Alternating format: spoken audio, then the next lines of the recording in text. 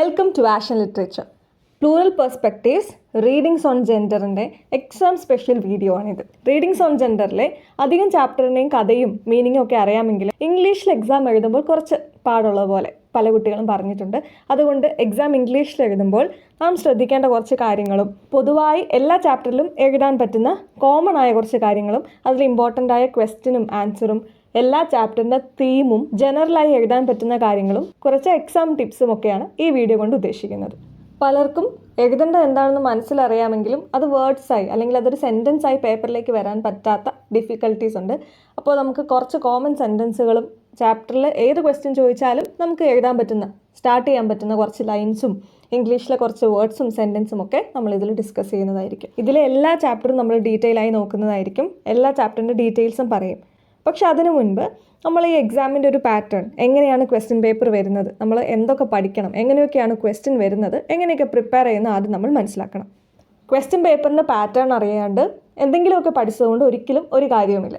എങ്ങനെയൊക്കെയാണ് ക്വസ്റ്റ്യൻ വരുന്നത്, എത്ര മാർക്കിൻ്റെയൊക്കെ ക്വസ്റ്റ്യൻസ് വരാം, അതിൻ്റെ സെക്ഷൻസൊക്കെ നാം അതിൻ്റെ സെക്ഷനൊക്കെ ഒന്ന് മനസ്സിലാക്കിയിരിക്കുന്നത് വളരെ ഇമ്പോർട്ടൻ്റ് ആണ്. അപ്പോൾ നമുക്ക് ചാപ്റ്റർ വൈസ് എല്ലാ ചാപ്റ്ററും ഡീറ്റെയിൽ ആയിട്ട് അതിൻ്റെ തീമും ക്വസ്റ്റ്യൻ ആൻസറും ഏത് ക്വസ്റ്റ്യൻ വന്നാൽ എഴുതാൻ പറ്റുന്ന കുറച്ച് സെൻറ്റൻസുകളും എല്ലാം നോക്കാം. ആദ്യം തന്നെ നമ്മൾ നോക്കാൻ പോകുന്നത് കമലാദാസ് എഴുതിയ ആൻ ഇൻട്രൊഡക്ഷൻ എന്ന പോമാണ്. ഈ 10 ചാപ്റ്ററും ഒരുപോലെ ഇമ്പോർട്ടൻ്റ് ആണ് എങ്കിലും ആൻ ഇൻട്രൊഡക്ഷൻ എന്ന് പറയുന്ന ചാപ്റ്ററിന് കുറച്ചുകൂടി മുൻതൂക്കം കൊടുക്കേണ്ടതുണ്ട്. എസ്സേയുടെ സെക്ഷനിലും പാരഗ്രാഫിലോ എന്തായാലും ഈ ചാപ്റ്ററിൽ നിന്നും ഒരു ക്വസ്റ്റ്യൻ 100% ഷുവറാണ്. എസ്സേ ക്വസ്റ്റ്യൻ വരാനും ഈ ചാപ്റ്ററിൽ നിന്നും ചാൻസ് കൂടുതൽ തന്നെയാണ്. അതുകൊണ്ട് ആൻ ഇൻട്രൊഡക്ഷൻ എന്ന ചാപ്റ്ററിന് എന്തായാലും ഇമ്പോർട്ടൻസ് കൊടുക്കണം. ഈ 10 ചാപ്റ്ററിൽ വെച്ച് നോക്കുമ്പോൾ ആൻ ഇൻട്രൊഡക്ഷൻ വളരെ വളരെ വളരെ ഇമ്പോർട്ടൻ്റ് ആയ ഒരു ചാപ്റ്ററാണ്. ആദ്യം തന്നെ നമുക്കൊരു എക്സാം ടിപ്പ് പറഞ്ഞു തുടങ്ങാം. ഇപ്പോൾ ഏതെങ്കിലും ഒരു ചാപ്റ്ററിനെ കുറിച്ച് നിങ്ങൾക്ക് ഒന്നും അറിയില്ലെങ്കിൽ പോലും അത് ആരാണ് എഴുതിയത്, അതിൻ്റെ ഓതർ ആരാണ് എന്ന് വ്യക്തമായി ഒന്ന് പഠിച്ചു വെക്കുക. കവിതയാണെങ്കിൽ ആ കവിത ആരാണ്, ഏതാണ് ആ പോയിറ്റ് എന്ന് എഴുതുക. എസ്സേ ആണെങ്കിൽ അത് ആരാണ് എഴുതിയത്, സ്റ്റോറി ആണെങ്കിൽ അത് ആരാണ് എഴുതിയതെന്ന് ക്ലിയർ ആയിട്ട് പഠിച്ചു വയ്ക്കുക. ഒന്നും പഠിച്ചില്ലെങ്കിലും ആ 10 ചാപ്റ്റേഴ്സും അതിൻ്റെ ഓതേഴ്സിൻ്റെ നെയിമും കറക്റ്റ് പഠിക്കുക. നമുക്ക് ഒട്ടും അറിയാത്തൊരു ക്വസ്റ്റ്യൻ ആണെങ്കിൽ പോലും നമ്മളത് എഴുതുമ്പോൾ അതിൻ്റെ ഓതറിനെ കൂടി ഒന്ന് മെൻഷൻ ചെയ്ത് ഒരു സ്റ്റാർട്ടിംഗ് ലൈൻ തുടങ്ങിയിട്ടുണ്ടെങ്കിൽ എന്താണെങ്കിലും അത് ചെക്ക് ചെയ്യുന്ന ആൾക്ക് നമ്മളെക്കുറിച്ചൊരു ഇംപ്രഷൻ ഉണ്ടാവാൻ ചാൻസ് കൂടുതലാണ്. അതുകൊണ്ട് നിർബന്ധമായും ഈ 10 ചാപ്റ്ററും അതിൻ്റെ ഓതേഴ്സിൻ്റെ നെയിമും നന്നായി പഠിക്കണം. നമ്മുടെ ആൻസറിനൊപ്പം ഓതറിൻ്റെ പേരും കൂടി കാണുമ്പോൾ അവിടെ നമുക്കൊരു പോയിന്റ് വീഴാനുള്ള ചാൻസ് വളരെ കൂടുതലാണ്. എന്തായാലും ആൻ ഇൻട്രൊഡക്ഷൻ എഴുതിയത് കമലാദാസ് ആണ് എന്ന് അറിയാത്തവരായി ആരും ഉണ്ടാകില്ലെന്ന് വിശ്വസിക്കുന്നു. An introduction by Kamala Das. നമ്മുടെ ഇൻട്രൊഡക്ഷൻ പോയത്തിലെ ഏത് ക്വസ്റ്റ്യൻ വന്നാലും അല്ലെങ്കിൽ മുഴുവനായി നോക്കുമ്പോഴും ഒരു വേർഡിന് വളരെ ഇമ്പോർട്ടൻസ് ഉണ്ട്. അതേതാണെന്ന് അറിയുമോ? Patriarchy, patriarchal society. എന്നാൽ നമ്മുടെ കവിതയിൽ ആ ഒരു വേർഡ് എവിടെയും കാണാനും പറ്റത്തില്ല. ആ കവിതയിൽ പാട്രിയാർക്കി എന്ന വേർഡ് ഒരു പ്രാവശ്യം പോലും യൂസ് ചെയ്യുന്നില്ല. പാട്രിയാർക്കി അഥവാ പാട്രിയാർക്കൽ സൊസൈറ്റി എന്ന വേർഡ് എവിടെയും നമുക്ക് കാണാൻ കഴിയില്ല. എന്നാൽ നമ്മുടെ ആൻസേഴ്സിൽ 90% ഉത്തരത്തിലും പാട്രിയാർക്കി എന്ന വേർഡ് നമ്മൾ ഉപയോഗിക്കേണ്ടി വരും. കാരണം ഇൻട്രൊഡക്ഷൻ എന്ന കവിതയിൽ കമലാദാസ് സംസാരിക്കുന്നത് ഒരു പാട്രിയാർക്കൽ സൊസൈറ്റിക്കെതിരെയാണ്. എന്താണ് പാട്രിയാർക്കൽ സൊസൈറ്റി? പുരുഷാധിപത്യം കൂടുതലുള്ള ഒരു സമൂഹത്തെയാണ് നമ്മൾ പാട്രിയാർക്കൽ സൊസൈറ്റി എന്ന് പറയുന്നത്. സ്ത്രീകളെ അടിച്ചമർത്തുകയും പുരുഷൻ്റെ മേൽക്കോയ്മ അധികമായി കാണിക്കുകയും ചെയ്യുന്ന സൊസൈറ്റി. ഇന്ത്യൻ സൊസൈറ്റി ഒരു പാട്രിയാർക്കൽ സൊസൈറ്റിയാണ്. എല്ലാ കുടുംബത്തിലും ഗൃഹനാഥനാണ് ഇമ്പോർട്ടൻസ് കൊടുക്കുക. അവരാണ് കാര്യങ്ങൾ തീരുമാനിക്കുക. സ്ത്രീകളുടെ സ്വാതന്ത്ര്യം എപ്പോഴും പുരുഷനെ കമ്പയർ ചെയ്യുമ്പോൾ കുറവ് തന്നെയാണ്. അങ്ങനെ ഒരു സമൂഹത്തിന് എതിരെയാണ് കമലാദാസ് തൻ്റെ ഈ കവിത എഴുതുന്നത്. നമുക്ക് കവിതയിൽ പല സ്ഥലങ്ങളിൽ ദേ സെഡ്, ദേ എന്ന് കാണുന്നുണ്ട്. ആ ദേ മുഴുവൻ പാട്രിയാർക്കൽ സൊസൈറ്റിനെയാണ് ഉദ്ദേശിക്കുന്നത്. സോ ഇൻട്രൊഡക്ഷൻ എന്ന കവിതയിൽ നാം ഒരു ഇമ്പോർട്ടൻസ് കൊടുക്കേണ്ട ഒരു വേർഡാണ് പാട്രിയാർക്കി. ഓക്കെ, അപ്പോൾ ആ ഇൻട്രൊഡക്ഷനിൽ നിന്ന് ഒരു എസ്സേ ചോദിച്ചാലോ അല്ലെങ്കിൽ പാരഗ്രാഫ് ക്വസ്റ്റ്യൻ ചോദിച്ചാലോ ഒക്കെ നമ്മളൊരു ഇൻട്രൊഡക്ഷൻ അതിന് കൊടുക്കണം. പാരഗ്രാഫ് ക്വസ്റ്റ്യൻ ആണെങ്കിലും ഒരു ഇൻട്രൊഡക്ഷൻ എപ്പോഴും കൊടുക്കുന്നത് വളരെ നന്നായിരിക്കും. 4 മാർക്കിൻ്റെ ക്വസ്റ്റ്യൻ ചോദിക്കുമ്പോൾ ആ കറക്റ്റ് ക്വസ്റ്റ്യന് ടു ദ പോയിന്റ് ഒരു ലൈനിൽ ആൻസർ എഴുതി വെക്കാതെ ആദ്യം തന്നെ അതിന് ചെറിയൊരു ഇൻട്രൊഡക്ഷൻ കൊടുക്കുകയാണെങ്കിൽ നമുക്ക് മാർക്ക് കിട്ടാനുള്ള ചാൻസ് വളരെ കൂടുതലാണ്. അതുപോലെ എസ്സേ എഴുതുമ്പോഴും നമുക്ക് ഈ ചാപ്റ്ററിനെ കുറിച്ച് നമ്മുടെ കയ്യിൽ കുറച്ച് സെൻറ്റൻസ് ഉണ്ടായിരിക്കണം. ഈവൻ 2 or 3 സെൻറ്റൻസിൽ എഴുതേണ്ട ക്വസ്റ്റ്യനിൽ പോലും നമുക്ക് യൂസ് ചെയ്യാൻ പറ്റുന്ന കുറച്ച് സെൻറ്റൻസുകളാണ് ഞാനിവിടെ പറയുന്നത് ആൻ ഇൻട്രൊഡക്ഷനിൽ നിന്നും. അതിലൊരു sentence, an introduction is a masterpiece of Kamala Das എന്ന് പറഞ്ഞ് വേണമെങ്കിൽ നമുക്ക് സ്റ്റാർട്ട് ചെയ്യാം. It is the most famous work of Kamala Das. It is a perfect and striking answer for a patriarchal society. ഒരു പാട്രിയാർക്കൽ സൊസൈറ്റിക്കെതിരെയുള്ള ഏറ്റവും പെർഫെക്റ്റായ അല്ലെങ്കിൽ ഒരു സ്ട്രൈക്കിംഗ് ആയ ആൻസർ തന്നെയാണ് ഇവിടെ കമലാദാസ് കൊടുക്കുന്നത്. ഈ സെൻറ്റൻസുകളൊക്കെ നമുക്ക് ഇൻട്രൊഡക്ഷൻ ചോദിക്കുന്ന ക്വസ്റ്റ്യൻസിലൊക്കെ ഫിറ്റ് ചെയ്ത് കൊടുക്കാൻ പറ്റുന്ന സെൻറ്റൻസുകളാണ് കേട്ടോ. The poem brings light to the miseries, pain, sufferings, helplessness of woman. പൊതുവായ സ്ത്രീകളുടെ ഹെൽപ്ലെസ്നെസ്സിനും സഫറിങ്സിനും വേദനകൾക്കും ഒക്കെ ഇടയിലേക്ക് ഒരു വെളിച്ചം എന്നതുപോലെയാണ് ഈ കവിതയെ നമുക്ക് കാണാൻ കഴിയുന്നത്. She rights about the lack of power and control she felt. പുരുഷനെ കമ്പയർ ചെയ്യുമ്പോൾ സ്ത്രീകൾക്ക് പവർ ഇല്ല അല്ലേ, കൺട്രോൾ ചെയ്യാനുള്ള ഒരു പവർ ഇല്ല. അതിനെക്കുറിച്ചൊക്കെയാണ് ഈ കവിതയിൽ എഴുതുന്നത്. She challenges the expectations of society about woman.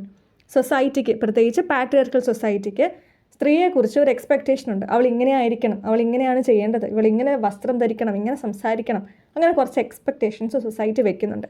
അതിനെയൊക്കെ കമലാദാസ് ഇവിടെ ചാലഞ്ച് ചെയ്യുകയാണ്. She challenges the expectations of society about woman. പിന്നെ according to Kamala Das, men do not want to struggle for identity since their journey is quite simple comparing to that of man. ഇവിടെ ഐഡൻറ്റിറ്റിക്ക് വേണ്ടി she is struggling. Kamala Das is struggling for her identity. But ഒരു പുരുഷന് സ്ത്രീയെ സംബന്ധിച്ചിടത്തോളം തൻ്റെ ഐഡൻറ്റിറ്റിക്ക് വേണ്ടി കഷ്ടപ്പെടേണ്ട ഒരാവശ്യം വരുന്നില്ല. കാരണം പുരുഷൻ്റെ ഫ്രീഡത്തെ കൺട്രോൾ ചെയ്യാനോ അവരിങ്ങനെ ചെയ്യണം അങ്ങനെ ചെയ്യണം എന്നൊക്കെ പറയാനൊരു സമൂഹമില്ല. കാരണം അവരാണ് കൺട്രോൾ ചെയ്യുന്നവർ. സോ കമ്പയർ ചെയ്യുമ്പോൾ it's a very difficult task for a woman to gain her identity. ഇനി നമുക്ക് ഈ കവിതയെ ഒരു 6 പാർട്ടായിട്ട് ഡിവൈഡ് ചെയ്യും. ഈ ഫുൾ കവിതയെ ഒരു 6 പാർട്സായി ഡിവൈഡ് ചെയ്താൽ ആദ്യത്തെ പാർട്ട് എക്സ്പ്ലെയിൻ ചെയ്യുന്നത് പവർ ഓഫ് മാനിനെ കുറിച്ചാണ്. എന്താണ്? I don't know politics but I know the names of those in power. എനിക്ക് പൊളിറ്റിക്സ് അറിയില്ല, രാഷ്ട്രീയം അറിയില്ല, എങ്കിലും രാഷ്ട്രീയക്കാരെ നന്നായി അറിയാമെന്ന് പറയുന്നല്ലേ. കാരണം എന്താ, ഈവൻ ടുഡേ നമുക്കറിയാം പൊളിറ്റിക്സിൽ സ്ത്രീകളുടെ സാന്നിധ്യം കമ്പാരിറ്റീവ്ലി വളരെ കുറവാണ്. അതുകൊണ്ട് തന്നെ കമലാദാസ് തൻ്റെ കവിത സ്റ്റാർട്ട് ചെയ്യുന്നത് തന്നെ ഒരു പാട്രിയാർക്കൽ സമൂഹത്തെ കാണിച്ചുകൊണ്ടാണ്, പവർ ഓഫ് മാനെ കുറിച്ച് പറഞ്ഞുകൊണ്ടാണ്. പൊളിറ്റിക്സ് തീരെ അറിയാത്ത കമലാദാസിനു പോലും പൊളിറ്റീഷ്യൻസിൻ്റെ പേര് വ്യക്തമാണ്. അവരാണ് പവറിലുള്ളത്, അവരാണ് കാര്യങ്ങളൊക്കെ കൺട്രോൾ ചെയ്യുന്നത് എന്ന് പറയുന്ന സെക്ഷനാണ് starting section. Second section introduction തന്നെയാണ്. കവിതയുടെ പേര് പറയുന്നത് പോലെ തന്നെ കമലാദാസ് സ്വയം ഇൻട്രൊഡ്യൂസ് ചെയ്യുകയാണ്. I M Indian, very brown, born in Malabar എന്ന് പറഞ്ഞ് സ്റ്റാർട്ട് ചെയ്യുന്ന ഇൻട്രൊഡക്ഷൻ പാർട്ടാണ്. തൻ്റെ റിച്ച് കൾച്ചറിനെ കുറിച്ച് പറയുന്നു. അടുത്ത സെക്ഷനിൽ താൻ ഉപയോഗിക്കുന്ന ലാംഗ്വേജിനെ കുറിച്ചാണ് കമലാദാസ് പറയുന്നത്. ഇംഗ്ലീഷിൽ എഴുതരുത് എന്ന് കമലാദാസിനോട് പറയുന്നുണ്ടല്ലേ. ദേ സെഡ്, അവർ ഇംഗ്ലീഷിൽ എഴുതരുത് എന്ന് കമലാദാസിനോട് പറയുന്നു. പിന്നീട് പറയുന്നത് ലാംഗ്വേജസിനെ കുറിച്ചാണ്. 3 ലാംഗ്വേജസ് ഉപയോഗിക്കാൻ കഴിയുന്നു എന്ന് പറയുന്നുണ്ട്. I speak 3 languages, write in 2, dream in 1 എന്ന് പറയുന്നുണ്ട്. ആ ഡ്രീം ഇൻ 1 സ്വപ്നം കാണുന്നത് ഏത് ഭാഷയിലാണ്? മദർ ടങ്ങിലാണോ? അല്ല, അതൊരു യൂണിവേഴ്സൽ ലാംഗ്വേജിനെ കുറിച്ചാണ് അവിടെ സംസാരിക്കുന്നത്. സ്വപ്നം കാണാൻ ഒരു പ്രത്യേക ലാംഗ്വേജിൻ്റെ ആവശ്യമില്ല, ഒരു യൂണിവേഴ്സൽ ലാംഗ്വേജാണ് ഉപയോഗിക്കുന്നതെന്നാണ് അവിടെ പറയുന്നത്. കൂടാതെ ഇംഗ്ലീഷിൽ എഴുതരുത് എന്ന് മറ്റുള്ളവർ, ഫ്രണ്ട്സും ക്രിട്ടിക്സും കസിൻസും ഒക്കെ നമ്മുടെ കമലാദാസിനോട് പറയുന്നുണ്ട്. എന്തിൽ എഴുതരുത്? ഇംഗ്ലീഷിൽ എഴുതരുത് എന്ന്. അടുത്ത സെക്ഷനിൽ മാരീഡ് ലൈഫിനെ കുറിച്ചാണ് കമലാദാസ് പറയുന്നത്. വളരെ ഏർലി മാരേജാണ്. 16 ഇയേഴ്സ് ഉള്ളപ്പോൾ കല്യാണം കഴിക്കുകയും പൂർണ്ണമായും ഫിസിക്കൽ ലവിന് മാത്രം പ്രാധാന്യം നൽകിക്കൊണ്ടുള്ള ഒരു ലൈഫിനെ കുറിച്ചും കമലാദാസ് അവിടെ പറയുന്നുണ്ട്.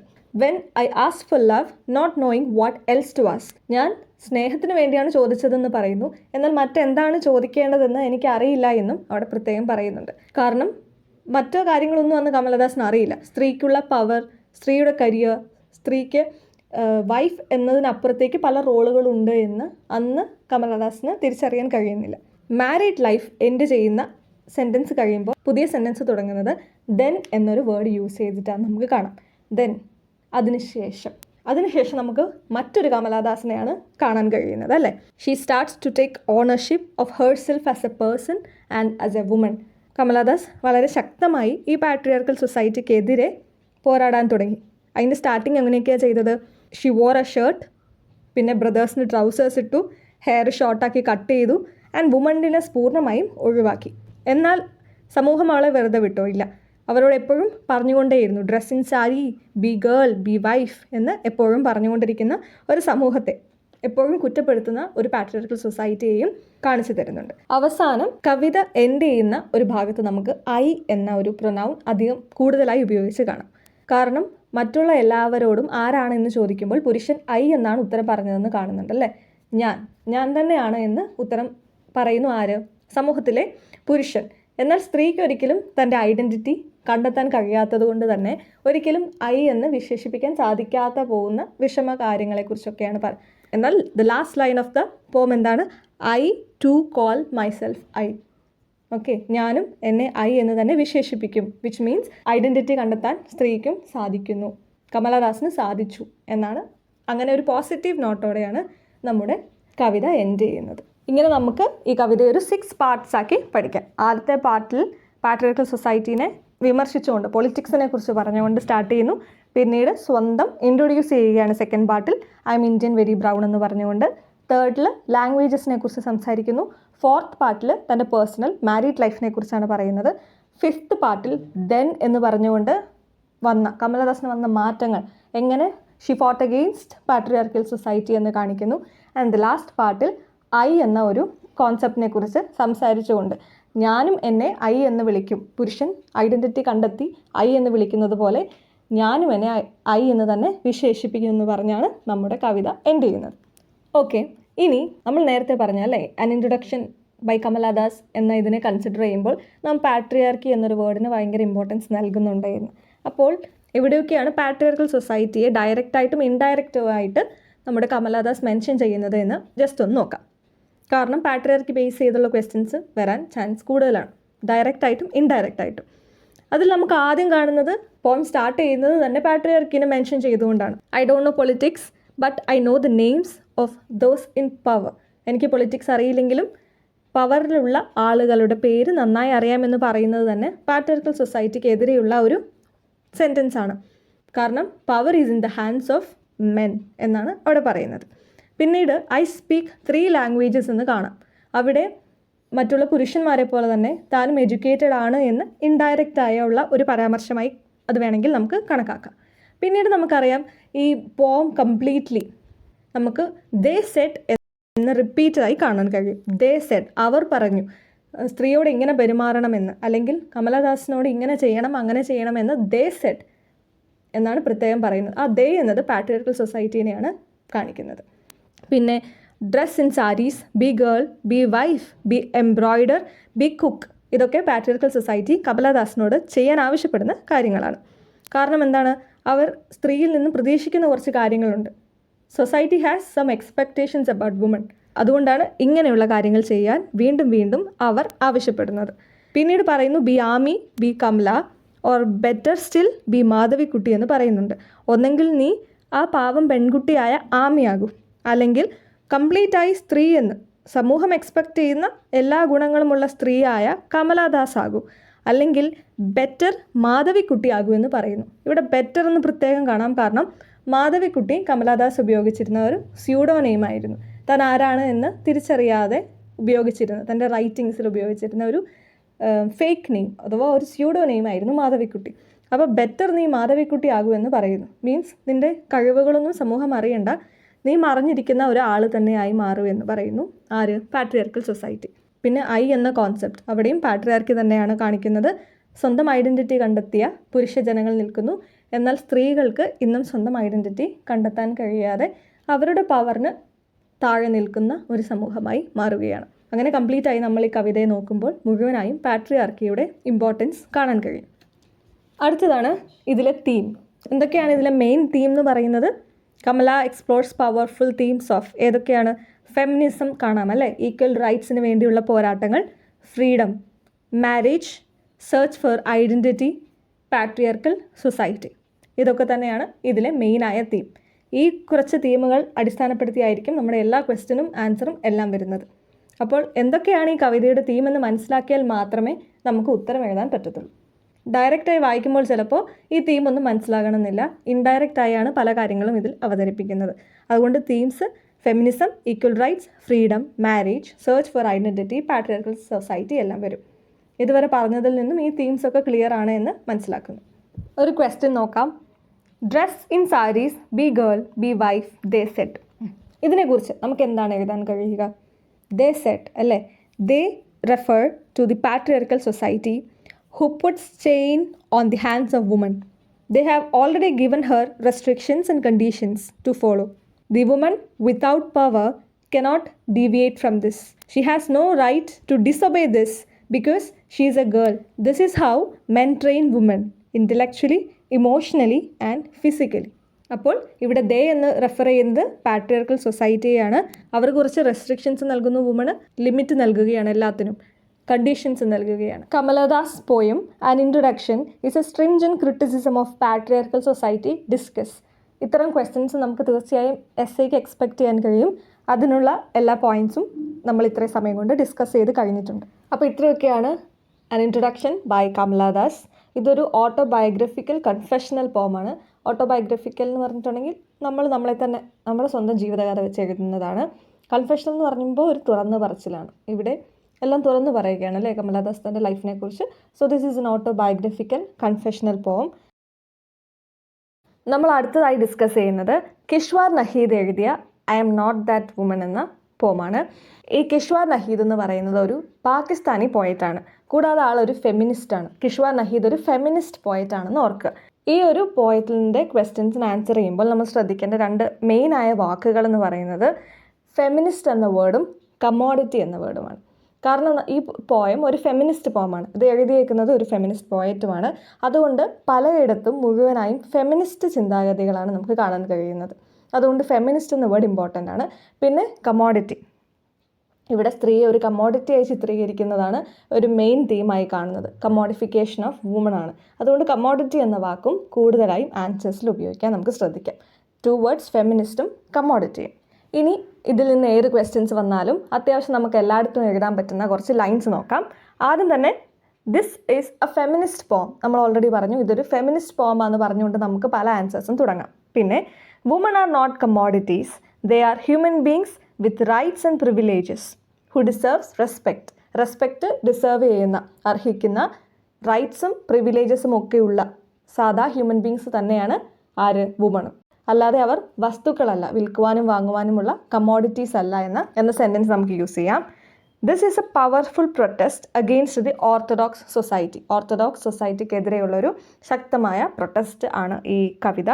The poet speaks out for the rights of women and underlines the fact that they are not mere commodity. ഓക്കെ, ഇവിടെ പോയറ്റ് ആർക്ക് വേണ്ടിയാണ് ശബ്ദമുയർത്തുന്നത്? For the right of woman.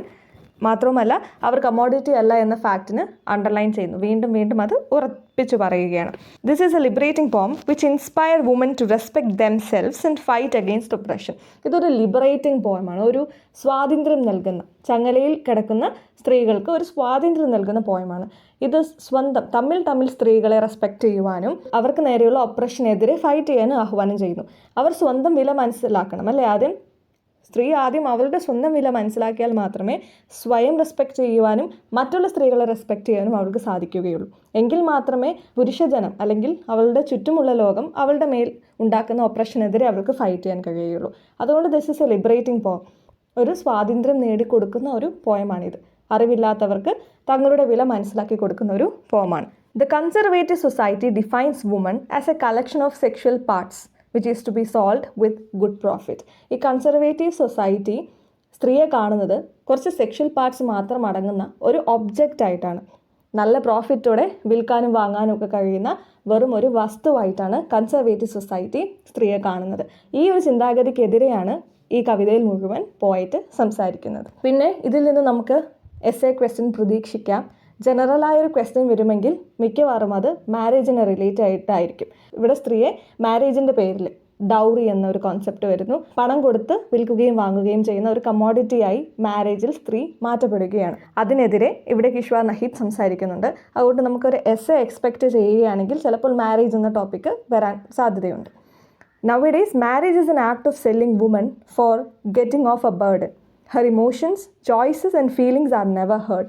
ഇന്ന് മാരേജ് എന്ന് പറയുന്നത് കുടുംബത്തിൽ നിന്നും വലിയൊരു ഭാരം ഒഴിവാക്കുവാനുള്ള ഒരു പ്രവൃത്തി മാത്രമായാണ് കാണുന്നത്. സ്ത്രീകൾക്ക് എഡ്യൂക്കേഷൻ നൽകിയാൽ പാരൻസിന് ഭാവിയിൽ ആ പണമൊന്നും തിരിച്ചു കിട്ടാൻ പോകുന്നില്ല. കാരണം എന്താണ്? അവളെ വിവാഹം ചെയ്ത് മറ്റൊരു വീട്ടിലേക്ക് അയക്കേണ്ടതാണ്. അതുകൊണ്ട് പല സ്ത്രീകൾക്കും എഡ്യൂക്കേഷൻ നൽകാൻ പാരൻസ് റെഡിയാകുന്നില്ല. പിന്നെ വലിയൊരു തുക ഡൗറിയെ കൊടുക്കേണ്ടതുകൊണ്ട് തന്നെ ആ പണം എഡ്യൂക്കേഷൻ ചിലവഴിക്കാതെ അത് ഏതെങ്കിലും ഒരു പുരുഷന് നൽകുവാനാണ് അവർ റെഡിയാകുന്നത്. അതുകൊണ്ട് എത്രയും വേഗം ആ ബേർഡൻ ഒഴിവാക്കുക എന്നതായിരിക്കും പലയിടത്തും ലക്ഷ്യം. അതുപോലെ തന്നെ വിവാഹം ചെയ്യുന്നവർ പണം എന്ന ഒരു കോൺസെപ്റ്റ് മാത്രം നോക്കി വിവാഹത്തിലേക്ക് വരുന്ന ഒരു രീതി കാണാൻ കഴിയും. അത് കിഷ്വർ നഹീദിൻ്റെ കാലങ്ങളിൽ മാത്രമാണെന്ന് നമുക്ക് ഒരിക്കലും പറയാൻ കഴിയില്ല. ഇന്നും ഡെയിലി ലൈഫിൽ ഇന്ന് പോലും അത് നടന്നുകൊണ്ടിരിക്കുകയാണ്. അതുകൊണ്ട് ഈ പോയം വളരെ റെലവൻ്റ് ആണ്. ഇന്നും ഇത് വളരെ റെലവൻ്റ് ആണ്. അതാണ് പറയുന്നത്, even when dowry is considered illegal, the evil still persist today, making the poem more relevant. ഇന്നും ഡൗറി ഇല്ലീഗൽ ആണെങ്കിൽ പോലും സ്ത്രീധനം കൊടുക്കുകയും വാങ്ങുകയും ഒക്കെ ചെയ്യുന്നുണ്ടല്ലേ. അതുകൊണ്ട് തന്നെ ആ ഒരു ശാപം, ആ ഒരു ഈവിൾ ഇന്നും നിലനിൽക്കുന്നുണ്ട്. അതുകൊണ്ട് തന്നെ ഈ പോയം ഇന്നും റെലവൻ്റ് ആണ്. അല്ലാതെ ഏതോ ഒരു ഹിസ്റ്ററിയോ പഴയ കാലത്തെക്കുറിച്ച് സംസാരിക്കുന്ന ഒരു കവിതയൊന്നുമല്ല ഇത്. ഇന്നും ഈ ലോകത്തിലെ എല്ലാ സ്ത്രീകളും നേരിടുന്ന പ്രശ്നത്തെക്കുറിച്ച് സംസാരിക്കുന്ന ഒരു പോയം തന്നെയാണ് കിഷ്വർ നഹീദിൻ്റെ I am not that woman. But even when the poet shows the hard realities of the world, she is not ready to submit. നമുക്കറിയാം, ഇവിടെ ലോകത്തിൻ്റെ റിയലായ ഹാർഷ് റിയാലിറ്റീസ് അല്ലെങ്കിൽ ഹാർഡ് റിയാലിറ്റീസ് എല്ലാം തുറന്ന് കാണിക്കുന്നുണ്ടെങ്കിലും അതിനൊന്നും വഴങ്ങുവാൻ പോയിറ്റ് റെഡി ആവുന്നില്ല. സ്ത്രീകളോടും ഒരിക്കലും അതിന് സബ്മിറ്റ് ആവരുത് എന്ന് പറയുകയാണ്. അതിനെതിരെ ഫൈറ്റ് ചെയ്ത് വിജയിക്കണം എന്ന ഒരു ഹോപ്പ് ആൻഡ് ഇൻസ്പിറേഷൻ ഈ പോയത്തിൽ കാണാം. Even when the poet shows the hard realities of the world, she is not ready to submit. She shouts that the light of woman cannot be hidden in darkness. ഈ line പോയറ്റിൽ തന്നെയുള്ള ലൈനാണ്. സ്ത്രീയുടെ വെളിച്ചം എന്നത് ഒരു ഡാർക്ക്നെസ്സിനും, ഒരു പാട്രിയാർക്കൽ സൊസൈറ്റിക്കും, ഒരു conservative സൊസൈറ്റിക്കും, ഒരു ഓർത്തഡോക്സ് സൊസൈറ്റിക്കും മറച്ചു പിടിക്കാൻ കഴിയുന്ന ഒന്നല്ല സ്ത്രീയുടെ വെളിച്ചം എന്ന് പറയുന്നത്. Whatever happens, she shouts to the world that whatever happens, light of woman cannot be hidden in the darkness. I am not that woman. അതിൻ്റെ ഒരു ചെറിയ സമ്മറി നോക്കുകയാണ്. നമുക്കറിയാം, ആദ്യം തന്നെ കാണിക്കുന്നത് ഹാഫ് നേക്കഡായി നിന്നുകൊണ്ട് ഷൂസും സോക്സും ഒക്കെ വിൽക്കുന്ന ഒരു സ്ത്രീയെയാണ്. സ്ത്രീയുടെ ബോഡി വെറും ഒബ്ജക്റ്റായി കണ്ടുകൊണ്ട് അതിൽ നിന്നും വെറുതെ ആളുകളെ ആകർഷിക്കാൻ വേണ്ടി മാത്രം തൻ്റെ ബോഡി യൂസ് ചെയ്യുന്ന ഒരു സ്ത്രീയെ കാണിച്ചുകൊണ്ടാണ് ഈ പോയം തുടങ്ങുന്നത് തന്നെ. എന്നാൽ അതിനെതിരെ ശക്തമായി സംസാരിക്കുകയാണ് ഇവിടെ പോയറ്റ്. കസ്റ്റം കൊണ്ടും ട്രഡീഷൻ കൊണ്ടൊക്കെ ക്രഷ് ചെയ്യാൻ ശ്രമിച്ചാലും, എത്രത്തോളം മൂടി വെച്ചാലും ഒന്നും തടയാൻ കഴിയുന്ന ഒന്നല്ല സ്ത്രീ എന്ന് പറഞ്ഞാൽ. ഒരു വെളിച്ചത്തെ എത്രത്തോളം തടഞ്ഞു വെക്കാൻ കഴിയും? ഒരിക്കലും കഴിയില്ല അല്ലേ. അത് പുറത്ത് വരിക തന്നെ ചെയ്യും. പിന്നെ മാരേജിനെ കുറിച്ചാണ് ഇവിടെ പറയുന്നത്. I am the one you married off to get rid of a burden. ഒരു ഭാരം ഒഴിവാക്കാൻ വേണ്ടി മാത്രമാണ് മാരേജ് എന്ന ഒരു കൺസെപ്റ്റ് ഇവിടെ സൊസൈറ്റി ഉണ്ടാക്കിയിരിക്കുന്നത് എന്ന് പറയുകയാണ്. അവിടെ സ്ത്രീയുടെ ചോയ്സിനോ ഫീലിങ്സിനോ ഡിസിഷനോ ഒന്നും അവിടെ ഒരു സ്ഥാനവുമില്ല.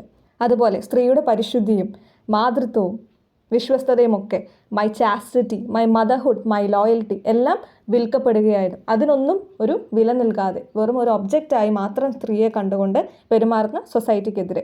എന്നാൽ ലാസ്റ്റ് ലൈൻ ഓഫ് ദി പോം വളരെ ഇമ്പോർട്ടൻ്റ് ആണ്. No no, I am not that woman. ഒരിക്കലും ഞാൻ ആ സ്ത്രീയല്ല. ഏത് സ്ത്രീയാണ്? ഹാഫ് നേക്കഡായി നിന്നുകൊണ്ട് സോക്സും ഷൂസും വിൽക്കുന്ന ഒരു സ്ത്രീ അല്ല ഞാൻ. ഒരു ക്വസ്റ്റ്യൻ ഉണ്ട്, is there any note of warning from the speaker? Answer എന്താണ്? Yes, the speaker tries to warn the patriarchal society that they no longer can suppress woman with orthodox beliefs and actions. ഇവിടെ ഒരു patriarchal സൊസൈറ്റിനെയാണ് പോയിറ്റ് warn ചെയ്യുന്നത്. അവർക്കൊരിക്കലും, അവരെന്തൊക്കെ try ചെയ്താലും വുമണിനെ ഒരിക്കലും suppress ചെയ്ത് കാലാകാലം അവർക്കിങ്ങനെ അടിമയായി നിലനിർത്തി കൊണ്ടുപോകാൻ സാധിക്കില്ല എന്ന് തന്നെ പറയുകയാണ് പോയിറ്റ്. ഇതിൽ എസ്സേക്ക് ചാൻസ് ഉള്ള മറ്റൊരു ക്വസ്റ്റ്യനാണ്, ഇതൊരു ഫെമിനിസ്റ്റ് പോയമാണ് എന്ന് നിങ്ങൾക്ക് എങ്ങനെയൊക്കെ വാദിക്കാൻ കഴിയും? I am not that woman എന്നത് ഒരു ഫെമിനിസ്റ്റ് പോയമാണ് നമ്മൾ ഓൾറെഡി പറഞ്ഞല്ലേ. This is written by also a feminist poet Kishwar Naheed. She is a Pakistani poet. അപ്പോൾ ഇത് ഈ പറയുന്ന പോയം ഒരു ഫെമിനിസ്റ്റ് പോയമാണെന്ന് എങ്ങനെയൊക്കെ പറയാം. ഇപ്പോൾ നമ്മൾ പറഞ്ഞ എല്ലാ പോയിന്റ്സും അതിൽ ഇൻക്ലൂഡ് ചെയ്യാൻ കഴിയുന്നവയാണ്. എടുത്തു പറഞ്ഞാൽ, Naheed tries to bring to light that forcing a woman to believe that her self worth is immediately linked to her body is a strong form of oppression. സ്ത്രീയുടെ വില എന്നത് അവളുടെ ശരീരവുമായി അല്ലെങ്കിൽ അവളുടെ ബ്യൂട്ടിയുമായി കണക്ട് ചെയ്യുന്നത്, ലിങ്ക് ചെയ്യുന്നത് അവളെ ഒപ്രസ് ചെയ്യാനുള്ളൊരു വഴി മാത്രമാണ്. നീ വെറും ഒബ്ജക്റ്റാണ് എന്ന് വീണ്ടും വീണ്ടും സമൂഹം അവളോട് പറയുകയാണ് അല്ലേ. ആ ഒരു ഒപ്രഷൻ സ്ത്രീ തിരിച്ചറിയേണ്ടിയിരിക്കുന്നു. അവളുടെ സെൽഫ് വർത്ത് എന്ന് പറയുന്നത് അവളുടെ ബോഡിയല്ല എന്നത് ആദ്യം അവൾ മനസ്സിലാക്കേണ്ട ഒരു കാര്യമാണ്. അങ്ങനെ ചെയ്യുന്ന സമൂഹത്തെ വിമർശിക്കുന്നത് കൊണ്ട് തന്നെ ഒരു ഫെമിനിസ്റ്റ് പോയത്തിൻ്റെ എലമെൻറ്റ് നമുക്കതിൽ കാണാം. കൂടാതെ men lock the woman indoor and forbid them from leaving the house. സ്ത്രീകളെ വീടിനുള്ളിൽ തളച്ചിട്ട് പുറത്തേക്ക് പോകാൻ അനുവാദം നൽകാതെ ഇരിക്കുന്ന പുരുഷജനങ്ങളെ വിമർശിക്കുന്നു. അഗെയിൻ അതൊരു ഫെമിനിസ്റ്റ് പോയത്തിൻ്റെ എലമെൻ്റാണ്.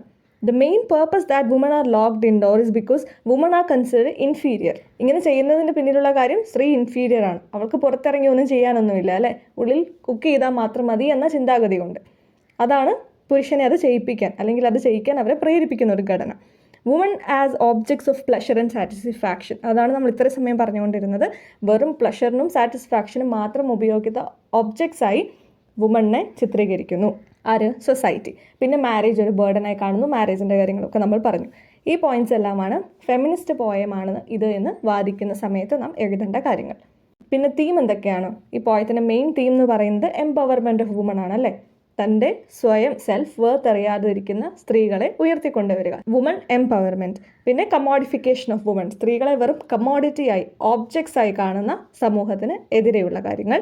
ദെൻ ഫോഴ്സ്ഡ് മാരേജ്, മാരേജ് വെറും ഒരു പ്രോഫിറ്റിന് വേണ്ടിയുള്ള ഒരു ബിസിനസ്സായി ഡൗറിയുടെ ബേസിൽ കാണുന്ന ഒരു കാര്യമായി മാത്രം മാരേജ് മാറുന്നു എന്ന ഒരു തീം ആൻഡ് കോൺസെപ്റ്റ്. അത്രയും കാര്യങ്ങളാണ് കിഷ്വർ നഹീദിൻ്റെ I am not that woman എന്ന ചാപ്റ്ററിനെ കുറിച്ച് നമുക്ക് പറയാനുള്ളത്.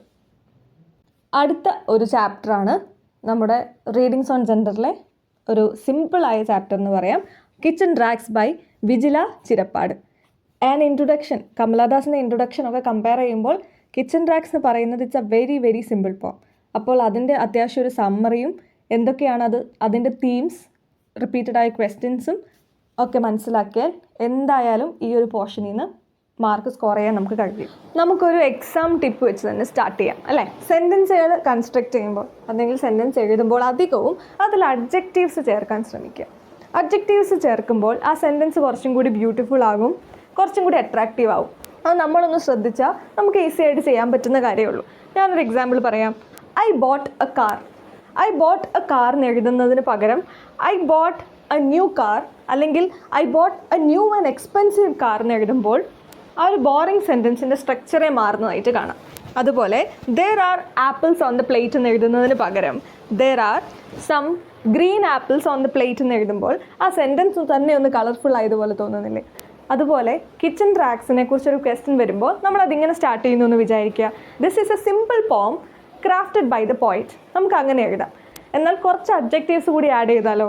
This is a simple yet powerful poem beautifully crafted by the പോയിറ്റ്.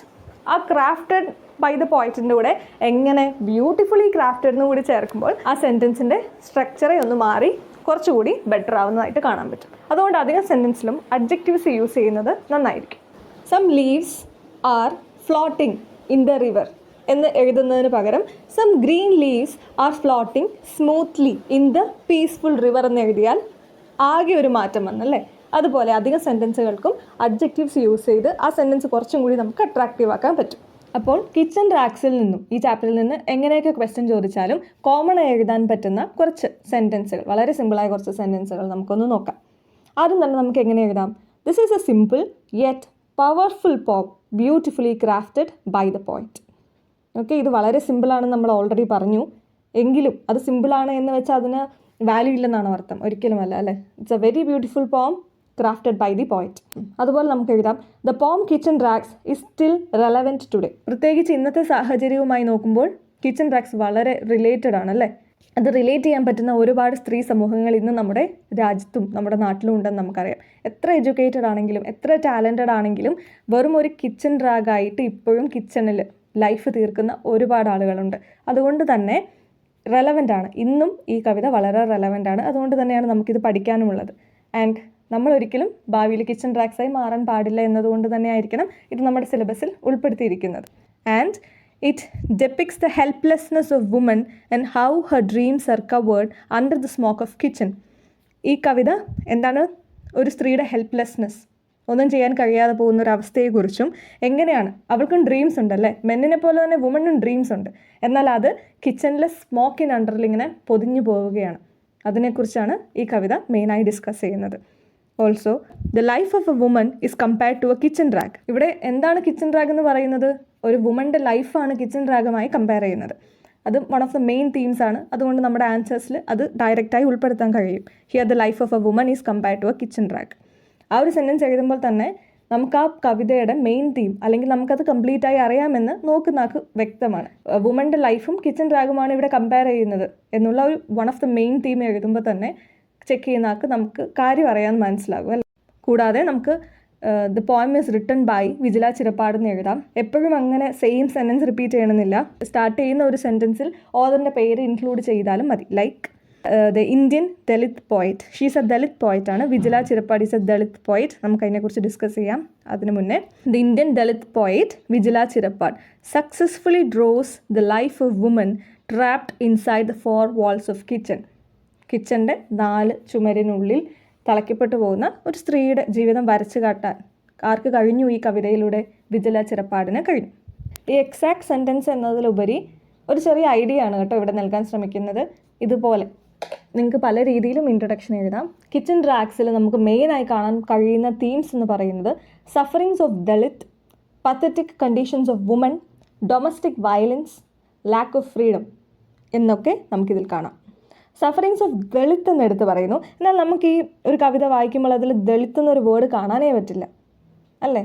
എവിടെയെങ്കിലും ദളിത് എന്നൊരു വേർഡ് ഉണ്ടോ? ഇല്ല. പക്ഷെ നമ്മുടെ poet she is a Dalit. അതുകൊണ്ട് തന്നെ in her poetry she speaks about her life experience of being a woman and a Dalit. നമുക്കറിയാം ജെൻഡറിൻ്റെ പ്രശ്നങ്ങൾ കൊണ്ട് വുമൺ ഓൾറെഡി ഡിസ്ക്രിമിനേഷൻ അനുഭവിച്ചു കൊണ്ടിരിക്കുന്ന ഒരു വിഭാഗമാണ് വുമൺ. അക്കൂട്ടത്തിൽ if she is a Dalit too, ഒരു ദളിത്തും കൂടിയാണെങ്കിൽ പറയുകയേ വേണ്ട, അല്ലേ? So she is able to explore the issues of gender and caste in her writings. Okay, Vijila Chirappad തൻ്റെ റൈറ്റിങ്സിലൂടെ ജെൻഡറിൻ്റെ ഇഷ്യൂസിനെ കുറിച്ചും കാസ്റ്റിൻ്റെ ഇഷ്യൂസിനെ കുറിച്ചും രണ്ടും എപ്പോഴും എഴുതാറുണ്ട്.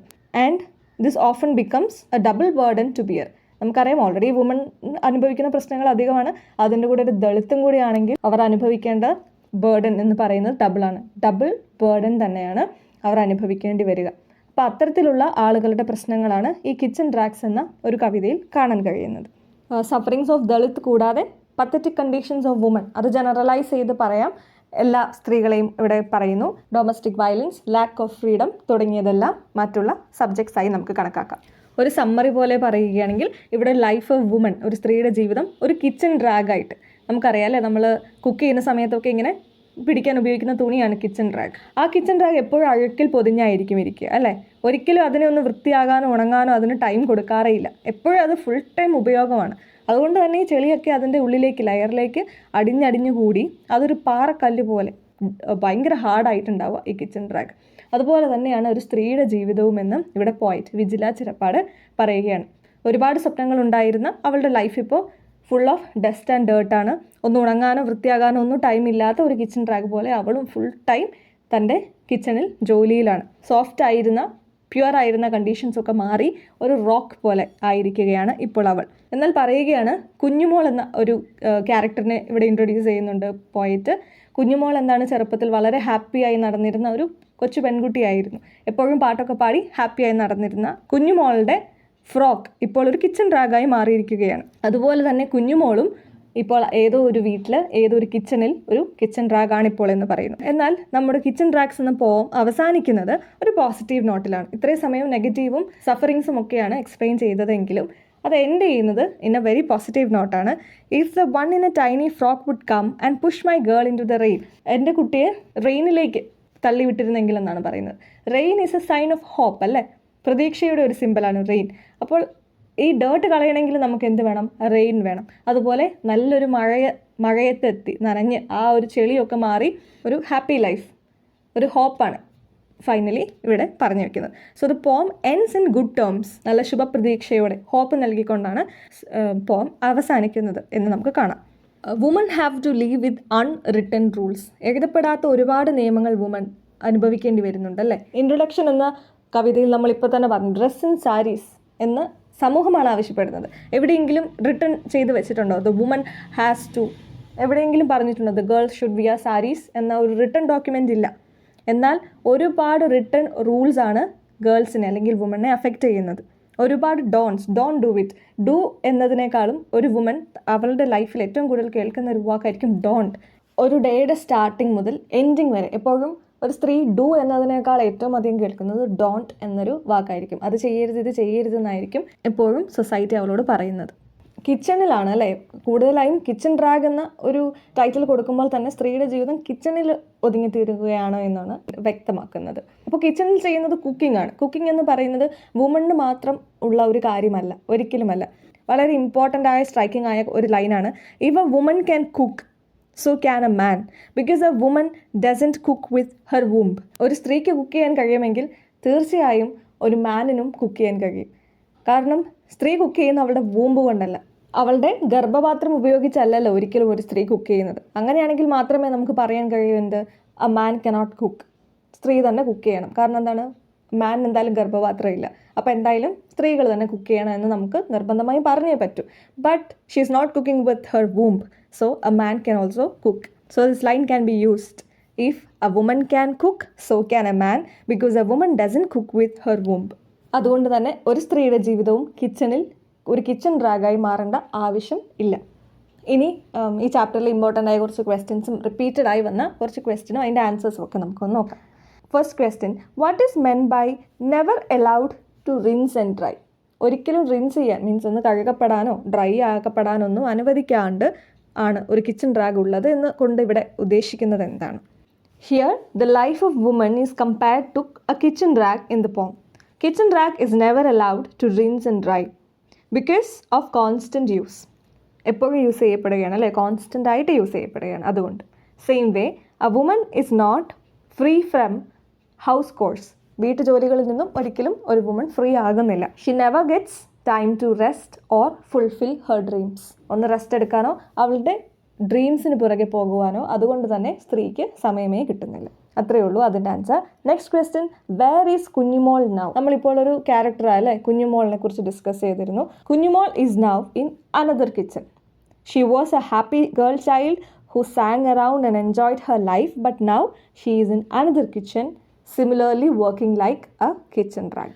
Next, the word grim in the poem indicates, നമ്മുടെ poem സ്റ്റാർട്ട് ചെയ്യുന്നത് തന്നെ wrapped up in grim എന്ന് പറഞ്ഞിട്ടാണ്. The oppressed condition of women after marriage. പല സ്ത്രീകൾക്കും വെഡ്ലോക്ക് അഥവാ മാരേജ് എന്ന് പറയുന്നത് ഒരു ഹോപ്പ്ലെസ് സിറ്റുവേഷനായി മാറുകയാണ്. വെറും ഒരു ഹൗസ് മെയ്ഡായി മാറുകയാണ്. അതിനുശേഷം അവൾ കിച്ചണിലെ റെഗുലർ വർക്കുകൾക്ക് ഇടയിലെ ഒരു വെറും ഹൗസ് മെയ്ഡായി മാറുകയാണ്. How does the rag become rock hard? നമ്മൾ നേരത്തെ പറഞ്ഞു അല്ലേ, എങ്ങനെയാണോ കിച്ചൺ റാഗ് ഒരു റോക്കിനെ പോലെ ഹാർഡായി മാറുന്നത്? Because the dirt sweeps in to the layer of the cloth and is never allowed to rinse and dry. ഒരിക്കലും അതൊന്ന് കഴുകുകയോ ഡ്രൈ ആവുകയോ ഒന്നും ചെയ്യുന്നില്ല. അതുകൊണ്ട് തന്നെ ആ ഗ്രിം ഇങ്ങനെ ഇറങ്ങി തീരുകയാണ്. അതുപോലെ ഒരു ഒപ്രസ്ഡ് കണ്ടീഷൻ, വുമൻ്റെ ഒപ്രസ്ഡ് കണ്ടീഷൻ ഒരിക്കലും മാറുന്നില്ല. എപ്പോഴും ഈ ഒരു കിച്ചൻ്റെ ഉള്ളിൽ ഇങ്ങനെ തളയ്ക്കപ്പെടുകയാണ് അവളുടെ ജീവിതം. അതുകൊണ്ട് തന്നെ പെട്ടെന്നൊന്നും മാറ്റിയെടുക്കാൻ കഴിയാത്ത ഒരു സിറ്റുവേഷനിലേക്ക്, ഒരിക്കലും പെട്ടെന്നൊന്നും ഒരു ഫ്രീഡത്തിലേക്ക് മാറാൻ കഴിയാതെ അവളുടെ ജീവിതം ഇങ്ങനെ കിച്ചൻ്റെ ഉള്ളിൽ എരിഞ്ഞു തീരുകയാണ്. നമ്മൾ അടുത്തതായിട്ട് ഡിസ്കസ് ചെയ്യാൻ പോകുന്നത് ദാക്ഷായണി വേലായുധൻ, ആ ബയോഗ്രഫിക്കൽ സ്കെച്ച്. ഇത് എഴുതിയിരിക്കുന്നത് മീര വേലായുധനാണ്. ഓദറിൻ്റെ പേര് പഠിക്കാൻ എളുപ്പമാണ് അല്ലേ, മീര വേലായുധൻ. മീര വേലായുധൻ മകളാണ്. ദാക്ഷായണി വേലായുധൻ്റെ മകളാണ് മീര വേലായുധൻ. അപ്പോൾ സ്വന്തം അമ്മയുടെ ബയോഗ്രഫിക്കൽ സ്കെച്ച് എഴുതിയിരിക്കുന്നത് ആരാണ്? മീര വേലായുധൻ മകൾ തന്നെയാണ് എഴുതിയിരിക്കുന്നത്. ഓക്കെ, അപ്പോൾ നമുക്ക് അതിൽ കോമൺ ആയിട്ട് എഴുതാൻ പറ്റുന്ന കുറച്ച് സെൻറ്റൻസുകൾ ആദ്യം നോക്കാം. ആദ്യം തന്നെ ദാക്ഷായണി വേലായുധനെ the child of social change എന്നായിരുന്നു വിളിച്ചിരുന്നത്. The child of social change. Dakshayani Velayudhan സൃഷ്ടിച്ച സാമൂഹിക മാറ്റങ്ങൾ, സോഷ്യൽ ചേഞ്ച് വളരെ അധികമായിരുന്നു. അതുകൊണ്ട് തന്നെ she is known as the child of social change. ആര്? Dakshayani Velayudhan. Then she was a powerful representative of marginalized section of the society. To be specific, she was twice marginalized, first as a woman, then as a Dalit. നമ്മൾ നേരത്തെ പറഞ്ഞ പോലെ ഈ ഒരു ചാപ്റ്ററിൽ നമ്മൾ ശ്രദ്ധിക്കേണ്ട കുറച്ച് വാക്കുകളാണ് മാർജിനലൈസേഷൻ, പിന്നെ ദളിത്തിനെ കുറിച്ച്. നമുക്കറിയാം മെയിനായിട്ടും ദളിത്താണ് നമ്മുടെ തീം അല്ലെങ്കിൽ ടോപ്പിക് ഇതിൽ വരുന്നത്. കാരണം ഷി വാസ് എ ദളിത്, അതുകൊണ്ട് തന്നെ ഒരു ദളിത് അനുഭവിക്കുന്ന പ്രശ്നങ്ങളാണ് മുഴുവനും ഈ എസ്സേയിൽ പറയുന്നത്. മറ്റൊന്നാണ് മാർജിനലൈസേഷൻ. മാർജിനലൈസേഷൻ എന്ന് വെച്ചിട്ടുണ്ടെങ്കിൽ കാസ്റ്റിൻ്റെ പേരിലോ അല്ലെങ്കിൽ എന്തെങ്കിലും പണത്തിൻ്റെ കുറവ് കൊണ്ടോ എന്തെങ്കിലും ഒരു കാരണം കൊണ്ട് സമൂഹത്തിൻ്റെ എഡ്ജിലേക്ക് മാറ്റി നിർത്തപ്പെടുന്നവർ, അവരുടെ ആവശ്യങ്ങളോ അവരുടെ പ്രശ്നങ്ങളോ ഒന്നും അങ്ങനെ സമൂഹം വലിയൊരു കാര്യമായി കണക്കാക്കാതെ എല്ലാവർക്കും ലഭിക്കേണ്ട ഓപ്പർച്യൂണിറ്റി അവർക്ക് കൊടുക്കാതെ ഒരു മൂലയിലേക്ക്, ഒരു എഡ്ജിലേക്ക് അവരിങ്ങനെ തള്ളി മാറ്റി നിർത്തുന്നതിനെയാണ് മാർജിനലൈസേഷൻ എന്ന് പറയുന്നത്. ഇവിടെ ദാക്ഷായണി വേലായുധൻ ട്വൈസ് മാർജിനലൈസ്ഡ് ചെയ്യപ്പെടുന്നു എന്നാണ് പറയുന്നത്. കാരണം നമ്മൾ ഓൾറെഡി ഡിസ്കസ് ചെയ്യുന്നത് സ്ത്രീയുടെ പ്രശ്നമാണ് അല്ലേ.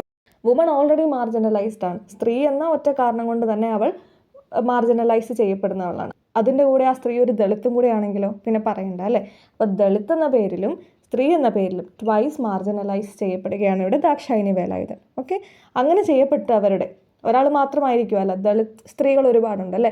അങ്ങനെ ട്വൈസ് മാർജിനലൈസ് ചെയ്യപ്പെട്ടവരുടെ ഒരു റെപ്രസെൻറ്റേറ്റീവ്, ഒരു പ്രതിനിധിയായിരുന്നു ആര്? Dakshayani Velayudhan. Even if the world was against her, nothing could control her true spirit. ഈ ലോകം മുഴുവൻ അവൾക്ക് എതിരായിരുന്നെങ്കിലും അവളുടെ ആ ഒരു ട്രൂ സ്പിരിറ്റിനെ കൺട്രോൾ ചെയ്യാൻ ആർക്കും കഴിഞ്ഞില്ല. അതുകൊണ്ടാണ് ഇന്നും ദാക്ഷായണി വേലായുധൻ നമുക്ക് എല്ലാവർക്കും സുപരിചിതയായി നിലനിൽക്കുന്നത് അല്ലേ. She fought for her rights and also worked towards making the upliftment of the rights and education of people of scheduled tribes. അവൾ എന്ത് ചെയ്തു? അവളുടെ റൈറ്റ്സിന് വേണ്ടിയും അവൾ പോരാടി.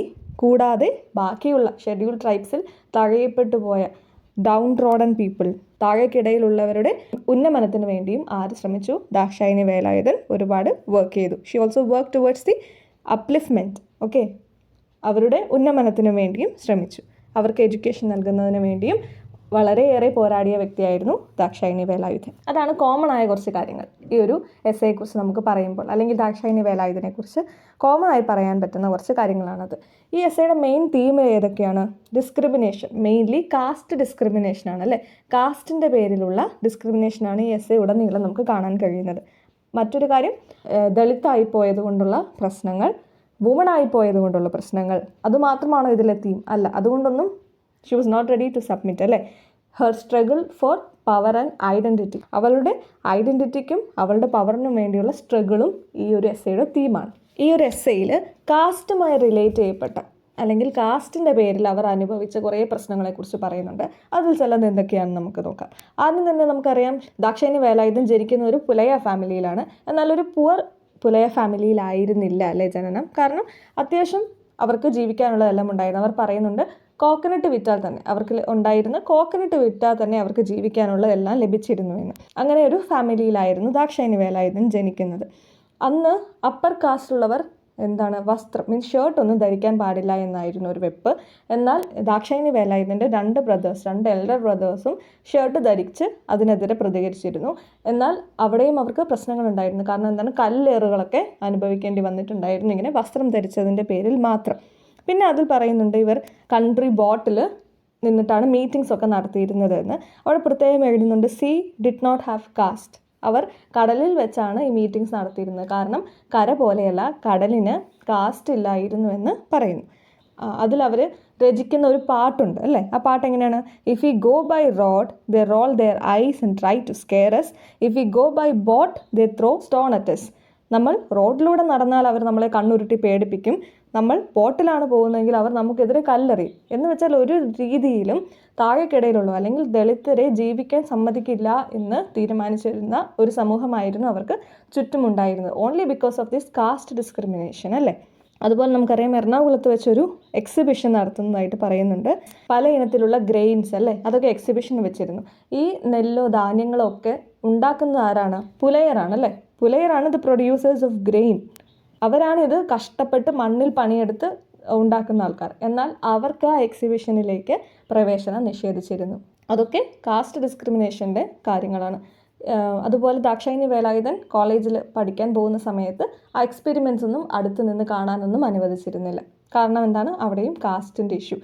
കാരണം എന്താണ്? അപ്പർ കാസ്റ്റ് ടീച്ചറായിരുന്നു. അതുകൊണ്ട് ആളെ അടുത്ത് നിന്നൊന്നും പഠിപ്പിക്കാൻ അവർ ഹെസിസ്റ്റൻ്റ് ആയിരുന്നു.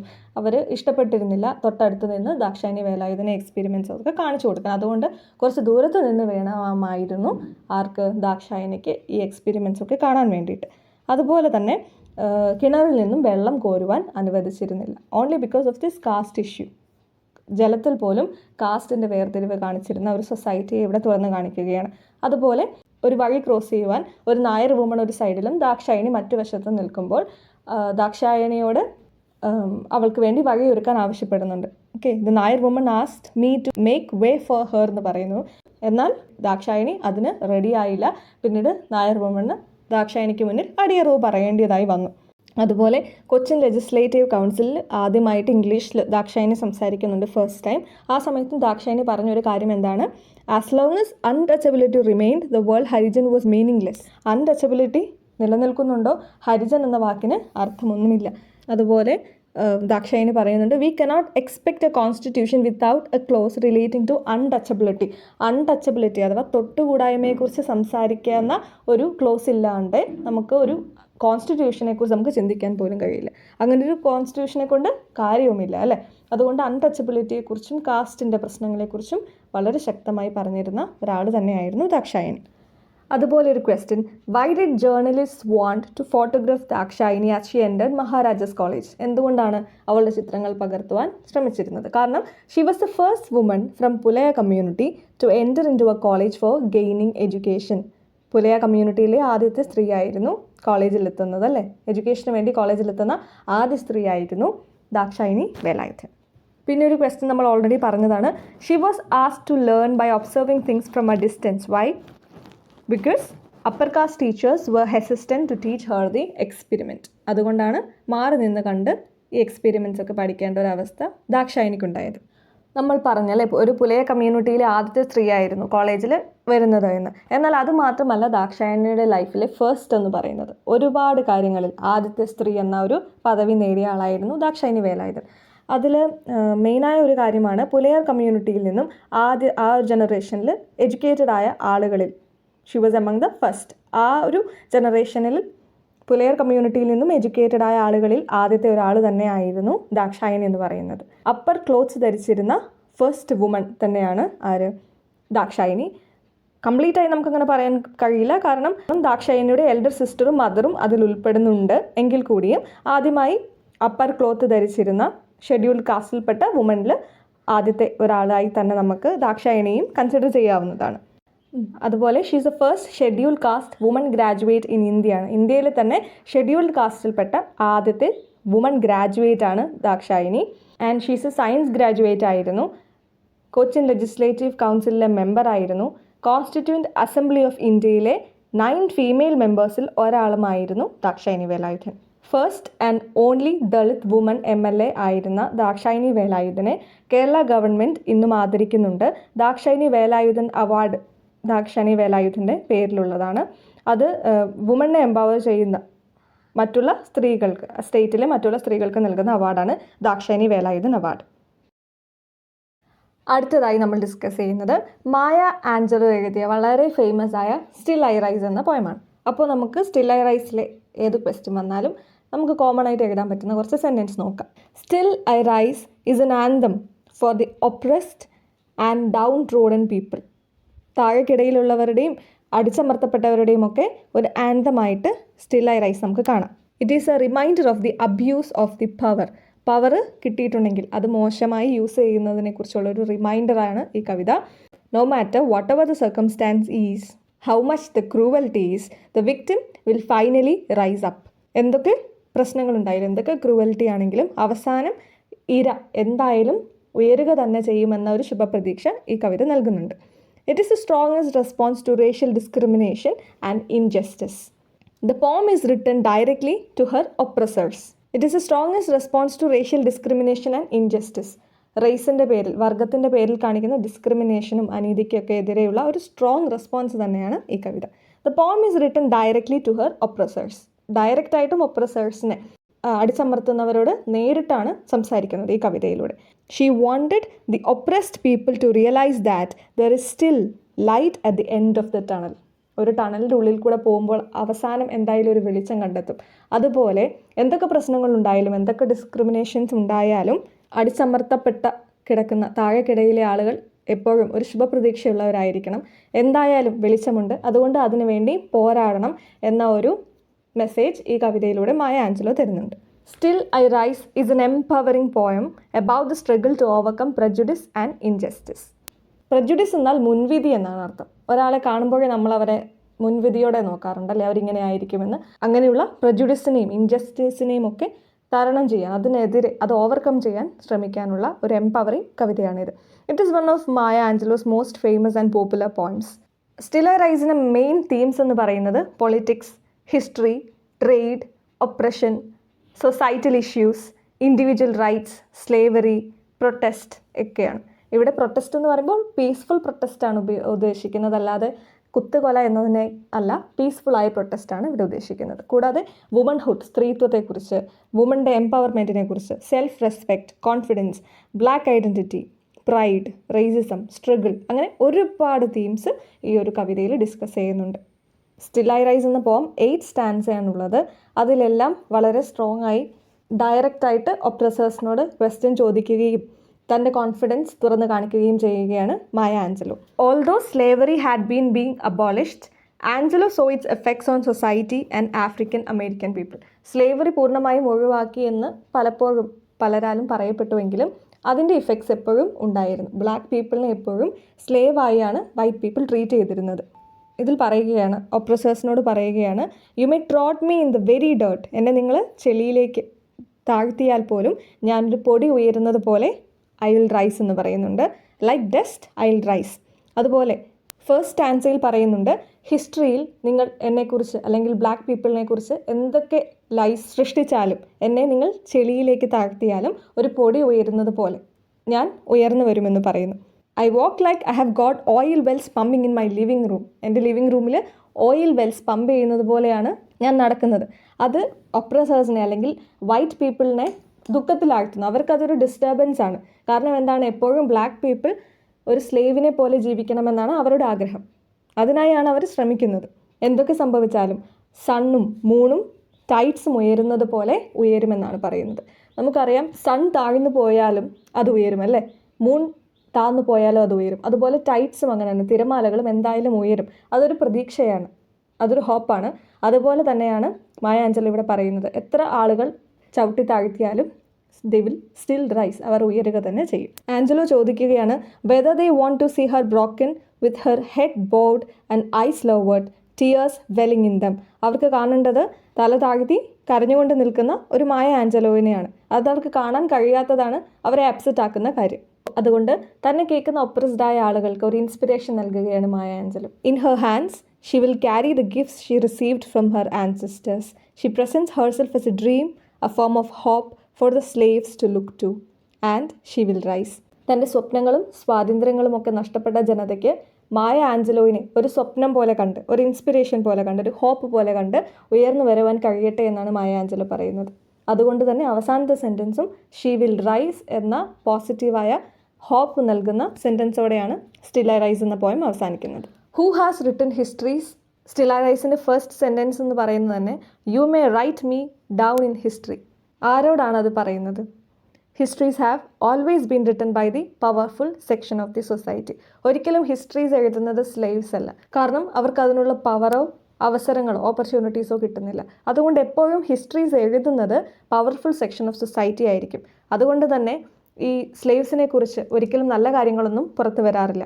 U may write me down in history with your bitter twisted lies എന്നാണ് മായ ആഞ്ചലോ പറയുന്നത്. നുണകളാണ് ബ്ലാക്ക് കമ്മ്യൂണിറ്റിയെക്കുറിച്ച് അല്ലെങ്കിൽ ഒപ്രസ്ഡായ സമൂഹത്തെക്കുറിച്ച് എപ്പോഴും പവർഫുൾ പീപ്പിൾ എഴുതുക. And the speaker of the poem or Maya Angelou belongs to which community? Black community. Okay, അടുത്തതായി നമ്മൾ discuss ചെയ്യാൻ പോകുന്നത് ലളിതാംബിക അന്തർജനം എഴുതിയ ഈസ് ദിസ് ഡിസൈറബിൾ എന്ന ഒരു സ്റ്റോറിയാണ്. ജെൻഡറിലെ മറ്റുള്ള ചാപ്റ്റേഴ്സിൽ കാണുന്ന പോലെ തന്നെ ഈ ഒരു ചാപ്റ്ററിൽ മെയിൻ തീംസ് വരുന്നത് പാട്രിയാർക്കിയും വുമൺ എംപവർമെൻറ്റുമാണ്. എന്നാൽ ഇതിൽ എക്സ്ട്രാ ആയിട്ട് നമുക്ക് കാണാൻ കഴിയുന്നത് നമ്പൂതിരി വുമൺ എന്ന ഒരു പുതിയ കാറ്റഗറിയാണ്. ഈ ഒരു ചാപ്റ്ററിൽ മുഴുവൻ നമ്പൂതിരി സ്ത്രീകൾ അനുഭവിക്കുന്ന പ്രശ്നങ്ങളാണ് കൂടുതലായും കാണിക്കുന്നത്. Problems faced by Namboothiri woman. The author portray the condition of women in Namboothiri community through Pappi. ഇവിടെ പാപ്പി എന്നൊരു മെയിൻ പ്രൊട്ടഗനിസ്റ്റിനെ യൂസ് ചെയ്തുകൊണ്ടാണ്, ഒരു മെയിൻ ക്യാരക്ടറിനെ യൂസ് ചെയ്തുകൊണ്ടാണ് നമ്പൂതിരി കമ്മ്യൂണിറ്റിയിലെ പ്രശ്നങ്ങളും അവിടുത്തെ വുമൺ അനുഭവിക്കുന്ന ദുരിതങ്ങളൊക്കെ കാണിക്കുന്നത്. Okay, here Pappi is the central female character of the story. She is the central female character of the story. അപ്പോൾ പാപ്പിയുടെ ലൈഫുമായി കണക്ട് ചെയ്തുകൊണ്ടാണ് നമ്പൂതിരി കമ്മ്യൂണിറ്റിയിലെ വുമൻ്റെ പ്രശ്നങ്ങൾ പറയുന്നത്. അപ്പോൾ ഈ സ്റ്റോറിയിൽ എങ്ങനെയാണ് നമ്പൂതിരി കമ്മ്യൂണിറ്റിയിലെ വുമൻ്റെ പ്രശ്നങ്ങൾ കാണിക്കുന്നത്? നമ്പൂതിരി കമ്മ്യൂണിറ്റിയിലെ വുമൺ അനുഭവിച്ച പ്രശ്നങ്ങളെക്കുറിച്ച് ഒക്കെയാണ്, അതുമായി കണക്ട് ചെയ്താണ് ക്വസ്റ്റ്യൻസ് വരുന്നതെങ്കിൽ അതിന് ആൻസറിൽ ഉണ്ടായിരിക്കുന്ന പോയിന്റ്സ് മെയിനായിട്ടും വരുന്നത് നമ്പൂതിരി കമ്മ്യൂണിറ്റിയിലെ വുമൺ വീടിന് പുറത്തിറങ്ങാൻ അവർക്ക് അനുവാദമില്ലായിരുന്നു. ദേ were not allowed to come out of their houses, okay, and they were forced to perform only their domestic duties. Domestic duties എന്ന് പറയുമ്പോൾ ആ വീടിനുള്ളിലെ പണികൾ ചെയ്യുവാൻ അവർ നിർബന്ധിതരായിരുന്നു. വീടിന് പുറത്തിറങ്ങാനുള്ള അനുവാദം നമ്പൂതിരി കമ്മ്യൂണിറ്റിയിലെ വുമണ് നൽകിയിരുന്നില്ല അന്നത്തെ patriarchal society. They were forced to cover themselves with marakkuda and puthappu. മറ്റുള്ളവർ അവരെ ഒന്ന് കാണുക പോലും ചെയ്യാതെ മറക്കുടയും പുതപ്പും ഉപയോഗിച്ച് അവർ എപ്പോഴും സ്വന്തം കവർ ചെയ്തിരുന്നു. ഇതിൽ നമുക്ക് കാണാവുന്ന central character Pappi was punished for reading a newspaper വായിച്ചതിൻ്റെ പേരിൽ ശകാരം കേൾക്കേണ്ടി വരുന്ന പാപ്പിയുടെ കഥ ഇതിൽ പറയുന്നുണ്ട് അല്ലേ. Also she faced difficulties for mentioning her perspectives to her husband. അവളുടെ നിലപാടുകൾ അല്ലെങ്കിൽ അവളുടെ ആശയങ്ങളൊക്കെ തുറന്നു പറയുന്നതിൻ്റെ പേരിലും പ്രശ്നങ്ങൾ അനുഭവിക്കേണ്ടി വന്നിരുന്നു പാപ്പിക്ക്. പാപ്പി എന്ന് പറയുന്നത് she's a representative of all the Namboothiri community woman. And even Pappi was forced to write secretly when her husband was deeply asleep. എല്ലാവരും കണ്ടുകൊണ്ട് എഴുതുവാൻ പോലും സ്വാതന്ത്ര്യം ആർക്കും ഉണ്ടായിരുന്നില്ല, നമ്പൂതിരി വുമണിന് ഉണ്ടായിരുന്നില്ല. അതുകൊണ്ട് തന്നെ തൻ്റെ ഹസ്ബൻഡ് ഉറങ്ങിക്കിടന്നപ്പോഴാണ് ആരെഴുതുന്നത്, പാപ്പി എഴുതുവാൻ പോലും പാപ്പിക്ക് സാധിച്ചത്. So they were not allowed to come out of their houses and they were forced to cover themself with marakkuda and puthappu. Since Papi is a representative of all the Nambudiri community in this story, it is through her the author portrays the condition of women in Nambudiri community. Papi was punished for reading a newspaper, and also her perspectives are not welcomed. Nobody wants to hear her perspectives or her voice, and also she was forced to write when her husband was in deep sleep. Then only she could write something. So നമുക്ക് is this ഡിസൈറബിളിലെ ക്വസ്റ്റ്യൻസിന് answer നമുക്ക് എങ്ങനെ തുടങ്ങാം? Lalithambika Antharjanam is N inspirational author and A social reformer who through her work is this desirable discusses the problems faced by Nambudiri women and how Papi, a powerful character, transformed the thoughts of people around her. പാപ്പിയെക്കുറിച്ച് നമുക്ക് എന്തൊക്കെ അറിയാം ഈ ഒരു ചാപ്റ്ററിൽ? Pappi is the central female character of the story. Is this desirable അല്ലേ? She is the main character. പാപ്പിയെ ചുറ്റിപ്പറ്റിയാണ് നമ്മുടെ മുഴുവൻ സ്റ്റോറിയും പോകുന്നത്. She gained social transformation through her husband's reformative thoughts. ഹസ്ബൻഡിൻ്റെ തോട്ട്സ് കൊണ്ട് തന്നെയാണ് അല്ലേ ആദ്യം സോഷ്യൽ ട്രാൻസ്ഫർമേഷൻ ആർക്ക് നൽകുന്നത്? നമ്മുടെ പാപ്പിക്ക് സോഷ്യൽ ട്രാൻസ്ഫർമേഷൻ ഉണ്ടാകുന്നത്, എഡ്യൂക്കേഷൻ കിട്ടുന്നത്, സൊസൈറ്റിയിലെ എല്ലാ കാര്യങ്ങളും മനസ്സിലാക്കാനൊക്കെ കഴിയുന്നത്. She got opportunities to deliver speeches on public platforms and she wrote in news paper columns as well. അല്ലേ, എഴുതുവാനും സംസാരിക്കുവാനും ഒക്കെ ആർക്ക് അവസരം കിട്ടിയിരുന്നു? പാപ്പിക്ക്. എന്നാൽ ആ സ്വാതന്ത്ര്യവും അവസരവും ഒക്കെ ഒരുപാട് നീണ്ടു നിന്ന് പോയോ? അതില്ല അല്ലേ. Her husband later confined her within the 4 walls of the house. പിന്നീട് വീടിൻ്റെ 4 ചുമരിനുള്ളിൽ അവളും അടച്ചുപൂട്ടപ്പെട്ടു. But whatever happened, she did not lose the wisdom that she gained. അവൾക്ക് നേടിയെടുത്ത അവളുടെ ആ ഒരു വിസ്ഡം അവൾക്ക് ഒരിക്കലും നഷ്ടമായിരുന്നില്ല. When her husband wrote articles abusing antharjanams, she wrote counter articles. അന്തർജനങ്ങളെ അപമാനിച്ചുകൊണ്ട് ആർട്ടിക്കിൾസ് എഴുതി ഹസ്ബൻഡ് എഴുതിയിരുന്നപ്പോൾ അതിനെ എതിർത്തുകൊണ്ട് തൻ്റെ ഐഡൻറ്റിറ്റി വെളിപ്പെടുത്താതെ തന്നെ കൗണ്ടർ ആർട്ടിക്കിൾസ് എഴുതി? പാപ്പി അത് ചെയ്യുവാനുള്ള ധൈര്യം കാണിച്ചു. She is a brave woman. Same time പാപ്പിയുടെ ഹസ്ബൻഡിനെ കുറിച്ച് നമുക്ക് എന്തൊക്കെ അറിയാം? NP, Pappi's husband, presents himself as a community leader of the progressive group. അല്ലേ, വളരെ പ്രോഗ്രസ് ആയ ഒരു ഗ്രൂപ്പിൻ്റെ ലീഡറാണ് NP എന്ന് പറയുന്നത്. ഏതാണ് ആ ഗ്രൂപ്പ്?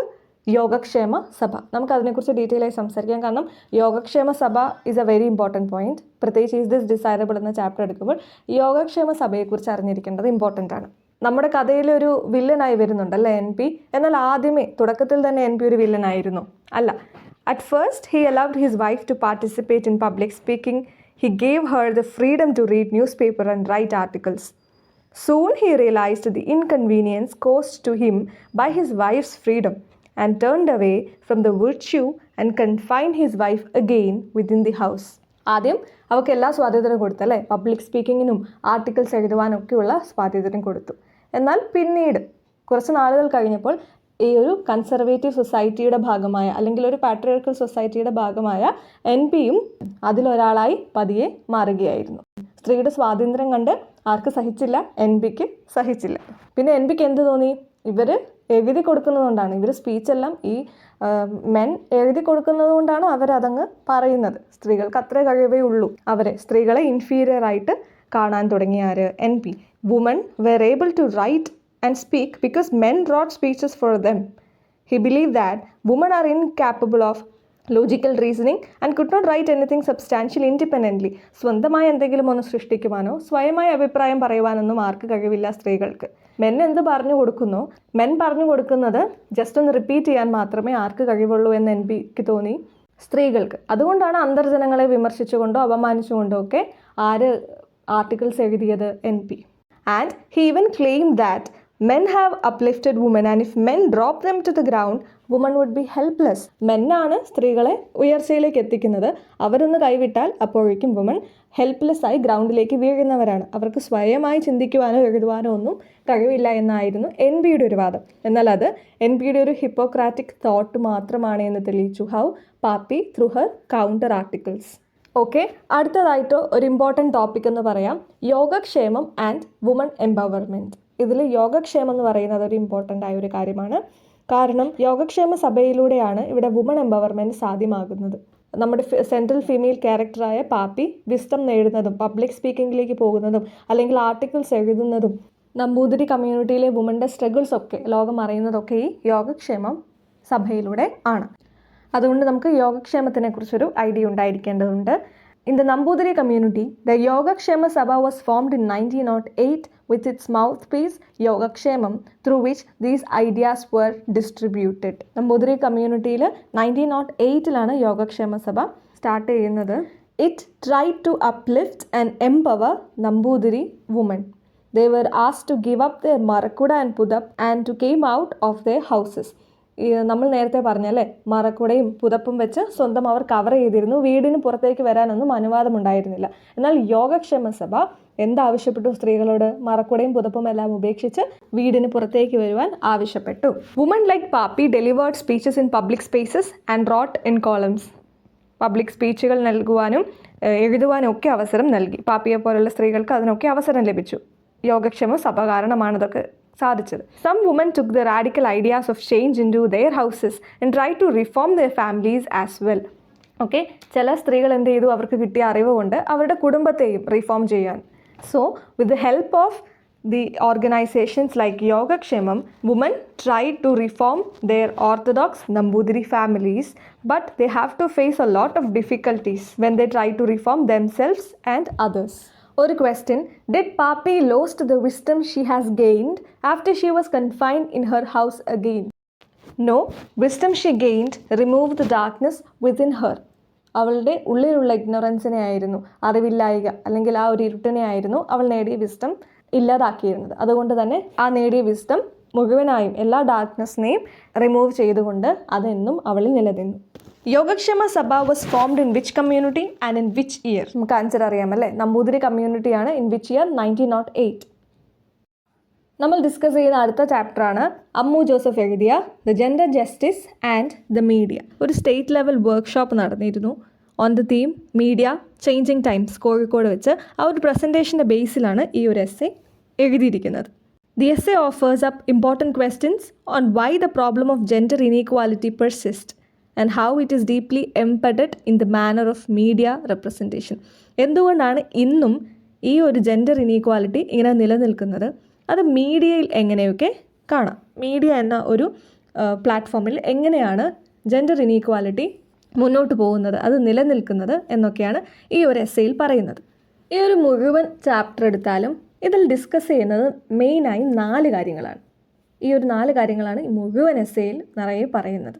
അതിൽ ആദ്യത്തെ ഒരു കാര്യം, the first one, how media represent woman and men. Media എന്ന് പറയുന്നത് മെന്നിന് വേണ്ടി മാത്രമോ അല്ലെങ്കിൽ വുമണിന് വേണ്ടി മാത്രമോ അല്ല, അല്ലേ, രണ്ടിനെ റെപ്രസെൻ്റ് ചെയ്യുന്നുണ്ട്. എന്നാൽ അത് ചെയ്യുന്ന രീതിയിലാണ് മാറ്റങ്ങൾ. So how media represent woman and men. എങ്ങനെയാണ് സ്ത്രീനെ റെപ്രസെൻ്റ് ചെയ്യുന്നത്, എങ്ങനെയാണ് പുരുഷനെ കാണിക്കുന്നത് മീഡിയ. അതാണ് ആദ്യത്തെ കാര്യം. Second, people's access to media. മീഡിയയിലേക്ക് ആളുകൾ എങ്ങനെയൊക്കെയാണ് എത്തിച്ചേരുന്നത്? ലൈക്ക് ആസ് മീഡിയ പ്രൊഫഷണൽസ്, അല്ലേ, മീഡിയയിൽ വർക്ക് ചെയ്യുന്ന ആളുകളുണ്ട്. അവിടെയും വുമൺ ആൻഡ് മെന്നിനുള്ള വ്യത്യാസങ്ങൾ. മീഡിയ ഓർഗനൈസേഷനിൽ തന്നെ ഡിസിഷൻ മേക്കിംഗ് ആരാണ് നടത്തുന്നത്? അവിടുത്തെ ഒരു ഡിസിഷൻ അനുസരിച്ചാണ്, അല്ലേ, മീഡിയ ഓർഗനൈസേഷനിലെ ഡിസിഷൻ അനുസരിച്ചാണ് മീഡിയയിലെ കോൺസെപ്റ്റുകൾ പുറത്തേക്ക് വരുന്നത്. അതുകൊണ്ട് ആരാണ് മീഡിയയിലെ ഡിസിഷൻ മേക്കിങ്ങിൽ കൂടുതൽ പ്രാധാന്യം, അല്ലെങ്കിൽ ആരാണ് ഡിസിഷൻസ് എടുക്കുന്നത്? മെന്നാണോ വുമൺ ആണോ? എങ്ങനെയാണ് ഡിസിഷൻ മേക്കിങ്ങിനെ അത് ബാധിക്കുന്നത്? അങ്ങനെയുള്ള കാര്യങ്ങൾ. 3, മീഡിയ ആസ് ഓഡിയൻസ്. ഈ മീഡിയ കാണുന്നതാരാ? അതും ഈ മെൻ ആൻഡ് വുമൺ തന്നെയാണല്ലേ. അതിൽ റൈറ്റ് ടു ഇൻഫർമേഷൻ എല്ലാവർക്കുമുണ്ട്. അതിനെക്കുറിച്ചാണ് മൂന്നാമത് സംസാരിക്കുന്നത്. 4, laws and policies relating to media and communication. Media and കമ്മ്യൂണിക്കേഷനെ ബന്ധപ്പെട്ട് ഒരുപാട് നിയമങ്ങളും പോളിസീസൊക്കെ നിലവിലുണ്ട്. അതിനെക്കുറിച്ചാണ് 4ാമതായി സംസാരിക്കുന്നത്. അപ്പോൾ 4 കാര്യങ്ങളാണ്. ആദ്യം എങ്ങനെയാണ് മെന്നിനെയും വുമണിനെയും മീഡിയ റെപ്രസെൻ്റ് ചെയ്യുന്നത് എന്ന്. രണ്ടാമത്തത് peoples access to medias media professionals. ഒരു മീഡിയ പ്രൊഫഷണൽ അല്ലെങ്കിൽ ഡിസിഷൻ എടുക്കുന്നത് ആരാണ് എന്ന രീതിയിൽ. മൂന്നാമത്തേത് media as audience, right to information ഒക്കെ. 4, laws and policies relating to media and communication. The construction of femininity and masculinity in society and in the media. Masculinity and femininity, അത് construct ചെയ്യുന്നത് സൊസൈറ്റിയാണ്. പുരുഷൻ എന്ന് പറയുമ്പോൾ അവൻ ഇന്ന കാര്യങ്ങളൊക്കെ ചെയ്യണം, അല്ലെങ്കിൽ സ്ത്രീയിൽ നിന്നും എക്സ്പെക്ട് ചെയ്യുന്ന കുറച്ച് കാര്യങ്ങളുണ്ട്. Stereotypical portrayals of men. ആവശ്യമില്ലാത്ത ഒരുപാട് കാര്യങ്ങളാണ് മീഡിയ വഴി സൊസൈറ്റി സ്ത്രീയിലോ പുരുഷനിലോ അടിച്ചേൽപ്പിക്കുന്നത്. അത് ഇറസ്പെക്റ്റീവ് ഓഫ് ദ ജെൻഡർ. പുരുഷനെയും സ്ത്രീയെയും അത് ഒരുപോലെ ബാധിക്കാം. ഒരു എക്സാമ്പിൾ പറയുകയാണെങ്കിൽ നമുക്കറിയാം, മീഡിയയിൽ, മൂവീസിൽ, സോഷ്യൽ മീഡിയാസിൽ എവിടെയാണെങ്കിലും നമുക്കറിയാം പുരുഷനെ ഒരു സ്ട്രോങ് ആയ, അല്ലേ, കരയാത്ത, എന്ത് വന്നാലും അത് ബാധിക്കാത്ത, വളരെ സ്ട്രോങ് ആയ 100 പേര് ഓപ്പോസിറ്റ് വന്നാലും എല്ലാവരെയും അടിച്ച് തോൽപ്പിച്ച് കണ്ണിൽ നിന്നും ഒരു തുള്ളി വെള്ളം പോലും വീഴാത്ത സ്ട്രോങ് ആയ, ബോൾഡായ ഒരു രീതിയിലാണ് എപ്പോഴും മീഡിയാസിൽ ആരെ റെപ്രസെൻ്റ് ചെയ്യുന്നത്? മെന്നിനെ റെപ്രസെൻ്റ് ചെയ്യുന്നത്. ഏത് ഭാരവും എടുക്കാൻ കഴിയുന്ന സ്ട്രോങ് ആയ ആളുകളെയാണ് എപ്പോഴും മെൻ എന്ന് സൊസൈറ്റി മീഡിയ വഴി ചെറിയ കുട്ടികളിലേക്ക് തുടങ്ങി എല്ലാവരുടെ ഉള്ളിലേക്കും നിറയ്ക്കുന്ന കാര്യങ്ങൾ. സെയിം വേ സ്ത്രീയുടെ കാര്യം അങ്ങനെ തന്നെ. ഇമോഷണലി വളരെ വീക്കായ, എന്ത് കണ്ടാലും അപ്പോൾ കരയുന്ന, ബ്യൂട്ടിക്ക് മാത്രം ഇമ്പോർട്ടൻസ് നൽകുന്ന, കോസ്മെറ്റിക്സിലൊക്കെ നമുക്കറിയാം, അല്ലേ, കോസ്മെറ്റിക്സിൻ്റെ പരസ്യങ്ങളിലും അല്ലെങ്കിൽ ഗോൾഡിൻ്റെ പരസ്യങ്ങളിലുമൊക്കെ ഫെയർ അല്ലെങ്കിൽ ലൈഫ് പോയി എന്ന രീതിയിലാണ് അധികം ആഡും വരുന്നത്. അവർ പറയുന്ന രീതിയിലുള്ള കോസ്മെറ്റിക്സോ അല്ലെങ്കിൽ ആ ഡ്രസ്സോ അങ്ങനതൊന്നും നിങ്ങളുടെ കയ്യിലില്ലെങ്കിൽ you are a kind of waste എന്ന രീതിയിലാണ് മീഡിയ റെപ്രസെൻ്റ് ചെയ്യുന്നത്. അപ്പോൾ ഇതൊക്കെ stereotypical portrayals of men and woman ആണ്. ഇത് അവരുടെ മാത്രം ലൈഫിനെ അല്ല, അവരുടെ ചുറ്റുപാടിനെയും അത് അധികമായി ബാധിക്കും. അതുപോലെ നമുക്കറിയാം ടോയ്സിൻ്റെ കാര്യം. അത് ചെറുപ്പത്തിൽ മുതൽ ഈ ജെൻഡറിൻ്റെ പ്രശ്നങ്ങൾ കുട്ടികളിലേക്ക് നിറച്ചു കൊടുക്കുകയാണ്. ചെറുപ്പത്തിൽ മുതൽ നമ്മൾ അത് തന്നെയാണ് കണ്ടറിഞ്ഞു വരുന്നത്. ഇപ്പോൾ ഗൺ എന്ന് പറയുന്നൊരു ടോയ് അത് ബോയ്സിന് മാത്രമുള്ളതാണ്. ഒരു ബാർബി ഡോൾ അത് ഗേളിന് മാത്രമുള്ളതാണ്. ബോയ് ഒരിക്കലും ബാർബി ഡോൾ വെച്ച് കളിക്കില്ല എന്നൊരു കോൺസെപ്റ്റ് ചെറുപ്പത്തിലേ അവർക്ക് കൊടുക്കുകയാണ്. അതുപോലെ ബ്ലൂ എന്ന് പറയുന്ന colour it's for boys and pink colour it's for girls. ആരെങ്കിലും എവിടെയെങ്കിലും പറഞ്ഞിട്ടുണ്ടോ ബോയ്സ് ഒരിക്കലും പിങ്ക് കളർ ഇഷ്ടപ്പെടരുത് എന്ന്? ഇല്ല. എന്നാൽ ഇത് സൊസൈറ്റി കൺസ്ട്രക്ട് ചെയ്ത് കൊടുക്കുന്ന ഒരു കാര്യമാണ്. അതുപോലെ ഏതെങ്കിലും ഒരു ബോയ്ക്ക് നമ്മളൊരു കിച്ചൺ സെറ്റ് റെക്കമെൻഡ് ചെയ്യുന്നുണ്ടോ? ഇല്ല. എന്നാൽ ചെറിയ കുട്ടികൾക്ക് കളിക്കാൻ ഗേൾസിന് വേണ്ടി കിച്ചൺ സെറ്റാണുള്ളത്. സ്പൂണും പാത്രങ്ങളും സ്റ്റൗ വരെയുള്ള കിച്ചൺ സെറ്റ്സ് ഇന്നും അവൈലബിൾ ആണ്. അത് കൊടുക്കുന്നത് ചെറിയ പെൺകുട്ടികൾക്കാണ്. വൈ? ബിക്കോസ് സൊസൈറ്റി ഇപ്പോഴേ അവരെ ട്രെയിൻ ചെയ്യുകയാണ്. നിങ്ങൾ ഭാവിയിൽ എവിടെ നിൽക്കേണ്ടവരാണ്? കിച്ചണിൽ നിൽക്കേണ്ടവരാണ്. അതുകൊണ്ട് ഇപ്പോഴേ ഈ ഒരു ടോയ്സ് യൂസ് ചെയ്തുകൊണ്ട് നിങ്ങളിപ്പോഴേ കളിച്ച് പഠിച്ചോളൂ. എന്നാൽ ആ ഒരു ടോയ് സെറ്റ് ഒരിക്കലും ബോയ്സിന് റെക്കമെൻഡ് ചെയ്യാറില്ല. അവർ യൂസ് ചെയ്യുന്നത് എന്താണ്? കാറും ബൈക്കും തുടങ്ങിയ കാര്യങ്ങളാണ്. Because they are going to explore the world. ഇപ്പോൾ ചെറുപ്പത്തിൽ മുതൽ ഇങ്ങനെയുള്ള കാര്യങ്ങളാണ് കുട്ടികളിലേക്ക് പോലും നിറച്ചു കൊടുക്കുന്നത്. ഹൂ? The society. എന്നാൽ ഇങ്ങനെയൊക്കെ പറയുമ്പോൾ പലരും ചോദിക്കല്ലേ, മീഡിയ ഒരു വലിയ കാര്യമാണോ? മീഡിയ അങ്ങനെ പലതും കാണിക്കും, അതൊന്നും നമ്മൾ മൈൻഡ് ചെയ്യാണ്ടിരുന്നാൽ പോരെ എന്ന് ചോദിക്കും, അല്ലേ? The fact is that the mass media today are omnipresent and omnipotent if not omniscient. Media omni present ആണ്. എവിടെ നോക്കിയാലും മീഡിയയാണ്. സർവ്വവ്യാപിയായിരിക്കുകയാണ് ഇപ്പോൾ മീഡിയ. ഓംനി പൊട്ടൻ്റ് ആണ്, സർവ്വശക്തമാണ്. ഇപ്പോൾ നമ്മുടെ ലൈഫിൽ നടക്കുന്ന ഓരോ കാര്യങ്ങളും നിയന്ത്രിക്കുന്നത് മീഡിയ ആണ് എന്ന് പറഞ്ഞാൽ ചിലപ്പോൾ നമുക്ക് നോ പറയാൻ കഴിയില്ല. And the media is playing the role once played by family, community and religion and formal education. Family ആണല്ലേ പണ്ട് നമുക്ക് വാല്യൂസ്, എന്ത് ചെയ്യണം, എന്ത് ചെയ്യരുത്, എന്താണ് ശരി, എന്താണ് തെറ്റ് എന്നൊക്കെ നമുക്ക് പഠിപ്പിച്ചു തന്നിരുന്നത് നമ്മുടെ ഫാമിലിയും സ്കൂളും റിലീജിയനും ഒക്കെയാണ്. എന്നാൽ ആ എല്ലാ റോളുകളും ഇപ്പോൾ ആരേറ്റെടുത്തിരിക്കുകയാണ്? മീഡിയയാണ്. ഇപ്പോൾ പ്രായമുള്ള വളരെ എഡ്യൂക്കേറ്റഡ് ആയ ഒരാൾക്ക് പോലും 1ാം ക്ലാസ്സിൽ പഠിക്കുന്ന ഒരു കുട്ടിയുടെ അത്രയും ഫോൺ യൂസ് ചെയ്യാൻ കഴിയണം എന്നില്ല. അത് അത്രയ്ക്കും അവർ മീഡിയയ്ക്ക് എക്സ്പോസ്ഡ് ആണ് ചെറിയ കുട്ടികൾ. അതുകൊണ്ട് എന്ത് ചെയ്യണം, എന്ത് ചെയ്യരുതെന്നൊക്കെ ഫാമിലിയിൽ നിന്നും കമ്മ്യൂണിറ്റിയിൽ നിന്നും റിലീജിയനിൽ നിന്നൊക്കെ അവർ പഠിക്കുന്നതിനേക്കാൾ ഉപരി അവർ പഠിക്കുന്നതും കാണുന്നതും മീഡിയ വഴിയാണ്. അതുകൊണ്ട് ഒരു human being he is getting shaped by media itself. അതുകൊണ്ട് മീഡിയ നമുക്ക് അങ്ങ് റിജക്റ്റ് ചെയ്യാൻ പറ്റുന്ന ഒരു കാര്യമല്ല.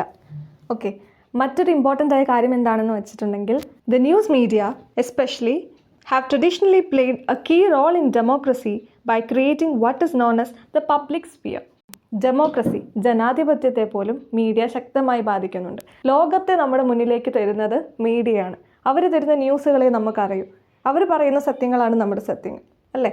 അതുകൊണ്ട് തന്നെ മീഡിയ റെപ്രസെൻ്റ് ചെയ്യുന്ന കാര്യങ്ങളാണ്, പറയുന്ന കാര്യങ്ങളാണ് നമ്മൾ വിശ്വസിക്കുക.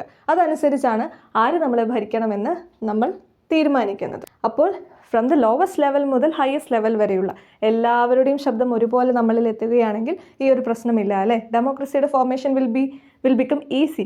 എന്നാൽ അതാണോ ഇവിടെ സംഭവിക്കുന്നത്? അല്ല. The commercialisation of media. പണമാണ് എല്ലാം നിയന്ത്രിക്കുന്നത്.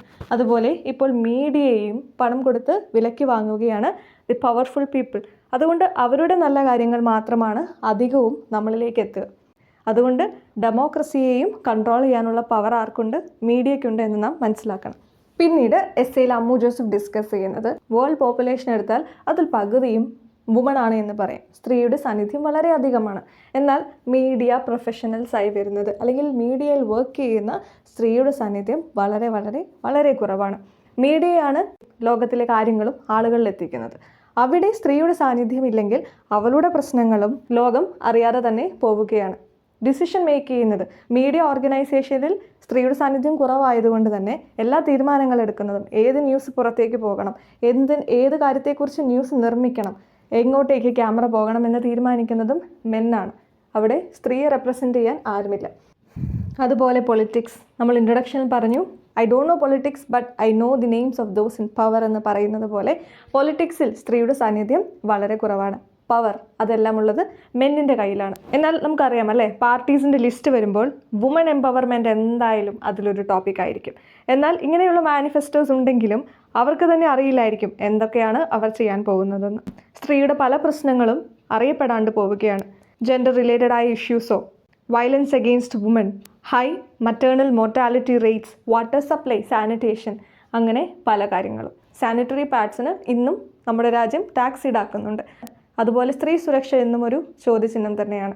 വയലൻസ് അഗെയിൻസ്റ്റ് വുമൺ ഇല്ലാത്ത ഒരു ന്യൂസ് പേപ്പർ പോലും ഒരു ദിവസം പോലും നമുക്ക് കാണാൻ കഴിയില്ല. ഇതിൽ അമ്മു ജോസഫ് പറയുന്നത് ഒരു വലിയ സ്റ്റോറിയുടെ ചെറിയ പാർട്ട് മാത്രമാണ് മീഡിയ കാണിക്കുന്നത് എന്ന്. അതുകൊണ്ട് എല്ലാവർക്കും ഒരേപോലെ വോയിസ് ഉള്ളപ്പോൾ മാത്രമേ മീഡിയ അതിൻ്റെ റൈറ്റ്സ് കംപ്ലീറ്റ് ആക്കുന്നുള്ളൂ എന്ന് പറയുന്നു. അല്ലാതെ ഒരു സ്റ്റോറിയുടെ ചെറിയ പാർട്ട് മാത്രമല്ല മീഡിയ കാണിക്കേണ്ടത്. When every voice counts we can stop counting the voices. നമുക്ക് ഈ പ്രശ്നങ്ങളും ഈ ചർച്ചകളും ഒക്കെ അവസാനിപ്പിക്കാം. എപ്പോൾ? എല്ലാ വോയിസിനും ഇമ്പോർട്ടൻസ് നൽകുമ്പോൾ, എല്ലാ വോയിസും കൗണ്ട് ചെയ്യുമ്പോൾ. ഇതാണ് ഈ എസ്സേയുടെ ഒരു സമ്മറി എന്ന് പറയുന്നത്. എന്തൊക്കെയാണ് ഈ എസ്സേയിൽ ഡിസ്കസ് ചെയ്യുന്നത് എന്ന്. ഇത്ര കാര്യങ്ങൾ തന്നെയാണ് അതിലെ മെയിൻ പോയിൻറ്റ്സ്. അപ്പോൾ what is femininity? The qualities that are socially constructed and traditionally associated with woman. Femininity എന്നത് ബയോളജിക്കലായ ഒരു കോൺസെപ്റ്റ് അല്ല, അത് സോഷ്യലി കൺസ്ട്രക്റ്റഡ് ആണ്. Similarly what is masculinity? The qualities that are socially constructed and traditionally associated with men. Who introduce gender budgeting in parliament? P ചിദംബരമാണ് കേട്ടോ. അടുത്തതായി നമ്മൾ ഡിസ്കസ് ചെയ്യാൻ പോകുന്നത് ശശി ദേശ്പാണ്ഡെ എഴുതിയ learning to be a mother എന്ന ചാപ്റ്ററാണ്. Sasi Deshpande is one of the most talented novelist of contemporary Indian literature in English. Deshpande അധികവും മോഡേൺ ഇന്ത്യൻ സൊസൈറ്റിയിലെ സ്ത്രീകളെക്കുറിച്ചാണ് എഴുതാറുള്ളത്. Deshpande mostly writes about the lifes of woman in the modern Indian society. The essay learning to be a mother is about the idea of motherhood and the myths associated with it. മദർഹുഡിനെ ചുറ്റിപ്പറ്റി ഒരുപാട് മിത്തുകളുണ്ട്. അപ്പോൾ അത്തരം മിത്തുകളെയൊക്കെ ഇല്ലാണ്ടാക്കി reality, motherhood എന്നതിൻ്റെ reality ഇവിടെ തുറന്നു കാണിക്കുകയാണ് author Shashi Deshpande. The title may puzzle us. Learning to be a mother എന്ന് കാണുമ്പോൾ നമ്മൾ വിചാരിക്കും എങ്ങനെ ഒരു നല്ല അമ്മയാകാമെന്ന് ഉള്ള കുറച്ച് കാര്യങ്ങളാണ് എന്നല്ലേ, കുറച്ച് ടിപ്സൊക്കെയാണെന്ന് നമ്മൾ വിചാരിക്കും. The title seemingly misleads the reader to assume that this essay is an instruction manual on how to be a mother. അതാണ് നമ്മൾ പറഞ്ഞത് ദ ടൈറ്റിൽ മേ പസിലസ്. എന്നാൽ ഇവിടെ ശരിക്കും പാട്രിയാർക്കൽ നോഷൻസിന് എതിരെയാണ് സംസാരിക്കുന്നത്. The essay speaks against the patriarchal notions. V assume that motherhood happens automatically, naturally സംഭവിക്കുന്ന ഒരു കാര്യമാണ് മദർഹുഡ് എന്നാണ് എല്ലാവരും പറയുന്നത് അല്ലേ. എന്നാൽ അങ്ങനെയല്ല എന്നാണ് ശശി ദേശ്പാണ്ഡെ പറയുന്നത്. You have to learn it, it has to be learned. ഈ മുഴുവൻ എസ്സേയിലും കുറച്ച് ഇമ്പോർട്ടൻ്റ് ആയ കാര്യങ്ങൾ എന്തൊക്കെയാണ് പറയുന്നത്, അതിനെ നമുക്ക് കുറച്ച് പാർട്സ് ആക്കിയാൽ ആദ്യം തന്നെ ലേണിംഗ് വിത്ത് മദർഹുഡ്, സ്വന്തം അമ്മയിൽ നിന്നും എന്തൊക്കെയാണ് ശശി ദേശ്പാണ്ഡെ പഠിച്ചത് എന്നാണ് ആദ്യം പറയുന്നത്. പിന്നീട് പറയുന്ന ഒരുപാട് കാര്യങ്ങളിലൊന്നാണ് റിയാലിറ്റീസ് ഓഫ് മദർഹുഡ്. ആദ്യം മിത്സിനെ കുറിച്ചാണ് പറഞ്ഞതെങ്കിൽ പിന്നെ ഡിസ്കസ് ചെയ്യുന്നത് എന്താണ് ശരിയായ മദർഹുഡ്, അതിൻ്റെ റിയാലിറ്റീസ് എന്തൊക്കെയാണെന്ന് പറയുന്നുണ്ട്. അതിനുശേഷം കൺഫ്യൂഷൻ ആഫ്റ്റർ ചൈൽഡ് ബർത്ത്. തനിക്കൊരു കുട്ടി ഉണ്ടായി കഴിഞ്ഞപ്പോൾ ഈ മിത്തും ഈ റിയാലിറ്റിയും തമ്മിൽ കണക്റ്റ് ആവാതെ വരികയും അങ്ങനെ ശശി ദേശ്പാണ്ഡെക്ക് ഒരു കൺഫ്യൂഷൻ ഉണ്ടാകുകയും ചെയ്യുന്നുണ്ട്. അതിനെക്കുറിച്ചാണ് പിന്നീടുള്ള ഭാഗങ്ങളിൽ ഡിസ്കസ് ചെയ്യുന്നത്. അതിനുശേഷം ഒരു ഫാൻറ്റസി മദർ, നമുക്കറിയാം അല്ലേ, എങ്ങോട്ട് നോക്കിയാലും അമ്മ എന്ന് പറയുന്ന ഒരു ഡിവൈൻ ഫിഗറിനെയാണ് കാണിക്കുന്നത്, ഒരു ഫാൻറ്റസി ഫിഗറിനെയാണ് കാണിച്ചു തരുന്നത്. അതിനെക്കുറിച്ച് ഡിസ്കസ് ചെയ്യുന്നു. പിന്നീട് പറയുന്നത് ലിറ്ററേച്ചറിൽ എങ്ങനെ അമ്മമാരെ അവതരിപ്പിക്കുന്നു, അല്ലെങ്കിൽ മൂവീസിൽ എങ്ങനെയൊക്കെയാണ് മദേഴ്സിനെ പോർട്രേ ചെയ്യുന്നു, എന്ന് ഒരുപാട് എക്സാമ്പിൾസ് ഉണ്ടല്ലേ മൂവീസിൽ നിന്നും, അതൊക്കെ പറയുന്നുണ്ട്. എസ്സേ അവസാനിപ്പിക്കുന്നത് മദർ എന്ന് പറയുന്നത് ഹോളി ആയതോ അല്ലെങ്കിൽ സേക്രഡ് ആയതോ ഒന്നുമല്ല, സാധാ ഒരു ലിവിങ് ഹ്യൂമൻ ബീങ് തന്നെയാണ്. She's A very natural human being. ഇവിടെ ആദ്യ പാർട്ടിൽ പറയുന്നത് ആക്ച്വലി ലേണിംഗ് വിത്ത് മദർഹുഡ് എന്നൊരു ടൈറ്റിൽ നമുക്ക് എസ്സേയുടെ ആദ്യത്തെ ഭാഗങ്ങളിൽ കാണാം. ലേണിംഗ് വിത്ത് മദർഹുഡ് എന്ന് വെച്ചാൽ എന്താ? അമ്മയോടൊപ്പം അല്ലേ, നമ്മുടെ സ്വന്തം അമ്മയോടൊപ്പമാണ് ആദ്യം നമ്മൾ മദർഹുഡ് എന്താണ് എന്ന് പഠിക്കുന്നത്. ഇവിടെ ശശി ദേശ്പാണ്ഡെയും സ്വന്തം അമ്മയിൽ നിന്ന് തന്നെയാണ് എന്താണ് മദർഹുഡ് എന്ന് മനസ്സിലാക്കിയത്. എന്നാൽ സ്വന്തം അമ്മയിൽ നിന്നും ശശി ദേശ്പാണ്ഡെ മനസ്സിലാക്കിയ ഒരു മദർ ഫിഗർ എങ്ങനെയൊക്കെ ആയിരിക്കണമെന്നാണ്. She learn that a mother is like a god, all loving, all forgiving, sacrificing ആണ്, സിമ്പത്തറ്റിക് ആണ്, ഒരു ദൈവത്തെ പോലെ ഒരാളുടെ അഭയമാണ്. മദർ ഈസ് വൺസ് റെഫ്യൂജ് എന്നാണ് മനസ്സിലാക്കാൻ കഴിഞ്ഞത്. She wants nothing at all for herself but everything for her children. സ്വന്തമായി അമ്മയ്ക്ക് ഒന്നും വേണ്ട, മക്കൾക്ക് വേണ്ടി എല്ലാം വേണം. She is like a god and we should never hurt her. Okay, ഒരിക്കലും നമ്മൾ അമ്മയെ വേദനിപ്പിക്കരുത്. നമ്മൾ എപ്പോഴെങ്കിലും അമ്മയെ വേദനിപ്പിച്ചാൽ it is like committing a sin, അതൊരു പാപമാണ്. She always understand and sympathise. അമ്മ എപ്പോഴും നമ്മളെ മനസ്സിലാക്കുന്നു, നമ്മളോട് സിമ്പതിയോടെ പെരുമാറുന്നു. ചൈൽഡ് ബർത്ത് എന്ന് പറയുന്നത് ഒരു പെയിൻഫുള്ളായ പ്രോസസ്സ് തന്നെയാണ്, എന്നാൽ അതൊരു ജോയ്ഫുള്ളായ പ്രോസസ്സാണെന്നാണ് ദേശ്പാണ്ഡെ മനസ്സിലാക്കിയത്. ചൈൽഡ് ബർത്ത് നടത്തുന്ന സമയത്ത് കണ്ണിൽ നിന്നും ഒരു കണ്ണുനീർ പോലും വീഴില്ല എന്നാണ് മനസ്സിലാക്കിയത്. എന്നാൽ all these things are myths related to motherhood. മദർഹുഡുമായി ബന്ധപ്പെട്ട കുറച്ച് മിത്തുകൾ മാത്രമാണ് ഈ പറഞ്ഞവ. ഇതൊന്നും റിയലിസ്റ്റിക് ആയ ഒരു കാര്യമല്ല.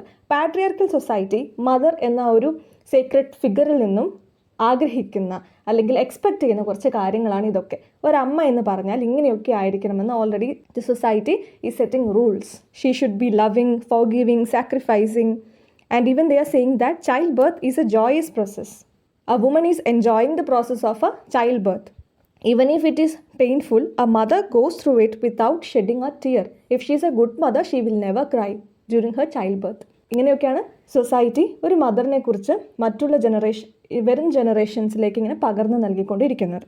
And all these are myths. ഇതെല്ലാം വെറും മിത്തുകൾ മാത്രമാണ് എന്നാണ് ശശി ദേശ്പാണ്ഡെ പറയുന്നത്. എന്നാൽ പിന്നീട് ശശി ദേശ്പാണ്ഡെയുടെ എക്സ്പീരിയൻസിൽ നിന്നും ആൾക്ക് മനസ്സിലായ കുറച്ച് കാര്യങ്ങൾ എന്താണ്? That the love of mother is not unconditional. അത് അൺകണ്ടീഷണലായൊരു ലവ് ഒന്നുമല്ല. ചില സമയങ്ങളിൽ അതങ്ങ് പിൻവലിക്കപ്പെടുകയൊക്കെ ചെയ്യാം. Sometimes mothers can be partial. ചിലപ്പോൾ പാർഷ്യാലിറ്റി ഒക്കെ കാണിച്ചു തന്നിരിക്കാം. The secret which you have told her can be used against you and become a family joke.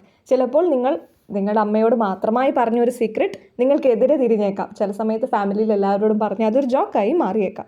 And sometimes mothers who say they want nothing for themselves try to get things through their children.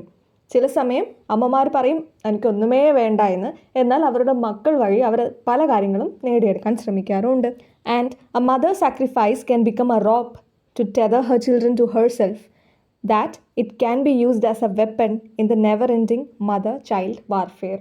തൻ്റെ sacrifice എന്ന് പറയുന്ന, തൻ്റെ ത്യാഗം എന്ന് പറയുന്ന ആ ഒരു ചരടിൽ തൻ്റെ കുട്ടികളെ എപ്പോഴും കെട്ടിയിട്ടുകൊണ്ട് അവരെ അതിൽ നിന്ന് ഒരിക്കലും ഫ്രീഡം നൽകാതെ ആ കുട്ടികളെ എപ്പോഴും തന്നിലേക്ക് അടുപ്പിക്കുന്ന ഒരു സെൽഫിഷ്നെസ്സും അമ്മമാരുടെ അടുത്ത് കാണുന്നുണ്ട് എന്നാണ് ആര് പറയുന്നത്? ശശി ദേശ്പാണ്ഡെ. വിച്ച് മീൻസ് നമ്മൾ നേരത്തെ കേട്ട മിത്തുകളൊന്നുമല്ല റിയാലിറ്റി. ഓക്കെ, അപ്പോൾ ഈ മിത്തും റിയലായ കാര്യങ്ങൾ തമ്മിൽ മാച്ച് ആവാതെ വന്നപ്പോൾ ശശി ദേശ്പാണ്ഡെ എന്ന മദറിന് ഇതൊന്നും ആക്സെപ്റ്റ് ചെയ്യാൻ കഴിഞ്ഞില്ല. ഒരുപാട് ഡൗട്ട്സ് തനിക്ക് ഉണ്ടാകാൻ തുടങ്ങി. താനൊരു അൺനാച്ചുറൽ മദറാണോ, ഒരു അൺനാച്ചുറൽ വുമൺ ആണോ? എന്തുകൊണ്ടാണ് തൻ്റെ ചൈൽഡിന് തനിക്ക് ബ്രസ്റ്റ് ഫീഡ് പോലും ചെയ്യാൻ കഴിയാത്തത്? എന്തുകൊണ്ടാണ് എപ്പോഴും ട്രാപ്പായി ഫീൽ ചെയ്യുന്നത്? തൻ്റെ കഴിഞ്ഞ ഫ്രീഡമുള്ള സമയങ്ങളെ എന്തുകൊണ്ടാണ് താൻ മിസ് ചെയ്യുന്നത്? അപ്പോൾ ഇങ്ങനെയൊക്കെ ചെയ്യുമ്പോൾ താൻ നല്ലൊരു മദർ അല്ലേ എന്ന ഒരു ഡൗട്ട് തന്നെ എപ്പോഴും ഇങ്ങനെ ഹോണ്ട് ചെയ്തിരുന്നു. എന്നാൽ പിന്നീട് ശശി ദേശ്പാണ്ഡെ പറയുന്നു, my mother had lost her mother when she had been only an infant. തൻ്റെ അമ്മയ്ക്ക് സ്വന്തം അമ്മ എപ്പോഴാണ് നഷ്ടപ്പെടുന്നത്? ഒരു ചെറിയ കുട്ടിയായിരുന്നപ്പോഴാണ്. അതുകൊണ്ട് എപ്പോഴും ആ മദർ റോൾ ഒരു ഫാൻറ്റസി പോലെയായിരുന്നു സ്വന്തം അമ്മയ്ക്ക്. എപ്പോഴും മദർ എന്നത് ഒരു ഗോഡ് ഫിഗർ ആയിരുന്നു. ആ ഒരു കാര്യം ശശി ദേശ്പാണ്ഡെയിൽ ഇങ്ങനെ അടിച്ചേൽപ്പിച്ചത് കൊണ്ടായിരിക്കാം റിയലിസ്റ്റിക് ആയ ഒരു ലൈഫിലേക്ക് വരുമ്പോൾ അതും ഇതും കൂടി ഡൗട്ടായതും കൺഫ്യൂഷനായതും. ശശി ദേശ്പാണ്ഡെ പറയുന്നു, it is not just my mother. Shashi ദേശ്പാണ്ഡെയുടെ അമ്മയുടെ കാര്യം മാത്രമല്ല ഇങ്ങനെ, ഇറ്റ്സ് ഓൾ ഓഫ് എസ്. നമ്മുടെ എല്ലാവരുടെ അമ്മമാരുടെ കാര്യം ഇങ്ങനെ തന്നെയായിരിക്കും. We all carry fantasy mothers in our minds. നമുക്ക് എല്ലാവർക്കും അമ്മ ഇങ്ങനെ ആയിരിക്കണം എന്നൊരു കോൺസെപ്റ്റ് നമ്മുടെ എല്ലാവരുടെയും മനസ്സിലുണ്ട്. കാരണം നമ്മൾ അങ്ങനെയാണ് കേട്ട് വളർന്നത്. നമ്മൾ കേട്ട് വളർന്ന കഥകളിൽ ഒരു കഥ ഇവിടെ ശശി ദേശ്പാണ്ഡെ പറയുന്നുണ്ട്. ഒരു മകനുണ്ടായിരുന്നു, and he fell in love with a cruel young woman. And ഈ ക്രൂവലായ യങ് വുമൺ ആവശ്യപ്പെട്ടത് തൻ്റെ ലവറിൻ്റെ അമ്മയുടെ ഹൃദയമായിരുന്നു. അപ്പോൾ ഈ സൺ അത് പോയി ചോദിക്കുമ്പോൾ അമ്മ എന്ത് ചെയ്യുന്നു, സ്വന്തം ബോഡി തന്നെ മുറിച്ച് ആ ഹൃദയം ആ മകന് കൊടുക്കുകയാണ്. അപ്പോൾ ആ മകൻ ഈ ഹൃദയം കൊണ്ട് തൻ്റെ ലവറിൻ്റെ അടുത്തേക്ക് ഓടുമ്പോൾ അയാൾ തട്ടി വീഴുമ്പോൾ ആ നിമിഷവും ആ ഹാർട്ട് എന്താണ് ചോദിക്കുന്നത്, my son have you hurt your self, നിനക്ക് എന്തെങ്കിലും പറ്റുമെന്ന് ആ ഹാർട്ട് മകനോട് ചോദിക്കുന്നതായുള്ള സ്റ്റോറീസാണ് നമ്മൾ കേട്ട് വളരുന്നത്. വിച്ച് മീൻസ് അത്രയ്ക്കും അൺകണ്ടീഷണലായ ലവുള്ള, സ്വന്തം ജീവൻ പോലും തൻ്റെ മക്കൾക്ക് വേണ്ടി കംപ്ലീറ്റ് ആയി നൽകുന്ന അമ്മമാരെ കുറിച്ചാണ് നമ്മൾ കേട്ട് വളരുന്നത്. അതുപോലെ നമ്മൾ കാണുന്ന മൂവീസിലെ മദർ ഫിഗർ എന്ന് പറയുന്നത് അങ്ങനെ തന്നെ വളരെ ലവിങ് ആയ, സാക്രിഫൈസിങ് ആയ. Our own movies carry this idea to the extreme. Movies portray a mother as just as a very pure, simple and sacrificing. അവരുടെ മുഴുവൻ സ്വപ്നങ്ങളും അവരുടെ ആഗ്രഹങ്ങളും എല്ലാം കുട്ടികളെ മാത്രം ബന്ധപ്പെട്ടായിരിക്കും ഇരിക്കുക. All her dreams, her desires, her ambitions, her joys and sorrows centre around her children. There is nothing for her self. അങ്ങനെയാണ് മൂവീസും മദർഹുഡ് എന്ന് പറയുന്നതിനെ പോർട്രേ ചെയ്യുന്നത്. ഇവിടെ ശശി ദേശ്പാണ്ഡെ പറയാണ് തൻ്റെ റൈറ്റിങ്സിൽ ഡെത്ത് ഓഫ് എ ചൈൽഡ് എന്ന തൻ്റെ ഒരു റൈറ്റിങ്ങിൽ വേണ്ടാതെ വരുന്ന ഒരു ഫീറ്റസിനെ അബോർട്ട് ചെയ്യുന്ന ഒരു വുമണിനെ കുറിച്ച് എഴുതുന്നുണ്ട്. അതുപോലെ the dark holds no terrors എന്നൊരു റൈറ്റിങ്ങിലും ക്രൂവലായ ഒരു മദറിനെയാണ് റെപ്രസെൻ്റ് ചെയ്യുന്നത്. എന്നാൽ ഇതിനൊക്കെ ശേഷം ഒരു സെമിനാറിൽ തനിക്കൊരു ക്വസ്റ്റ്യൻ നേരിടേണ്ടി വരുന്നുവെന്ന് ശശി ദേശ്പാണ്ഡെ പറയുന്നു. Like, why are the mothers in your novels so unloving, so unwomanly? എന്തുകൊണ്ടാണ് തൻ്റെ റൈറ്റിങ്സിലെ അമ്മമാരൊക്കെ ഇങ്ങനെ സ്നേഹമില്ലാത്തവരായി പോകുന്നത്, അല്ലെങ്കിൽ അൺവുമൺലി ആകുന്നത് എന്ന് ഒരു ക്വസ്റ്റ്യൻ. അത് ആക്ച്വലി സൊസൈറ്റി നൽകുന്ന സ്റ്റീരിയോ ടൈപ്സിൽ നിന്നും വന്ന ഒരു ക്വസ്റ്റ്യനാണ്. കാരണം എന്താണ്, എല്ലാ അമ്മമാരെക്കുറിച്ചും അങ്ങനെയാണ് നമ്മുടെ എക്സ്പെക്റ്റേഷൻ. അമ്മമാരെന്ന് പറഞ്ഞാൽ എല്ലാം സാക്രിഫൈസ് ചെയ്ത് ലവിങ് ആയ, പ്യുവറായ ഒരു വ്യക്തിയായിരിക്കണം, ലൈക്ക് എ ഡിവൈൻ ഫിഗർ ആയിരിക്കണമെന്ന നമ്മുടെ എക്സ്പെക്റ്റേഷനാണ് അങ്ങനെയുള്ള ക്വസ്റ്റ്യൻ നമ്മളെ കൊണ്ട് ചോദിപ്പിക്കുന്നത്. പല സമയങ്ങളിലും Shashi Deshpande felt that she was not a good mother, or she was not qualified to be a mother. എന്തൊക്കെയായിരിക്കാം കാരണം? Because she felt that she was short tempered, lacked patience, she wanted freedom and she hated to be clung to. എന്നാൽ ഇതൊക്കെ എല്ലാവർക്കും ആകാം അല്ലേ? Short tempered ആകാം, patience ഇല്ലാണ്ടാകാം, freedom ആഗ്രഹിക്കുന്ന ഒരു മനസ്സ് ഒക്കെ അമ്മയ്ക്ക് ഉണ്ടാകാം. പക്ഷേ അതൊന്നും പാടില്ല എന്ന് പറയുന്നത് സൊസൈറ്റിയാണ്, സ്റ്റീരിയോടിപ്പിക്കൽ സൊസൈറ്റിയാണ്, പാട്രിയാർക്കൽ സൊസൈറ്റിയാണ് അത് പറഞ്ഞു വയ്ക്കുന്നത്. അതുകൊണ്ടാണ് ഒരമ്മയ്ക്ക് താൻ നല്ലൊരു അമ്മയല്ല എന്നൊരു തോന്നൽ വരുന്നത്.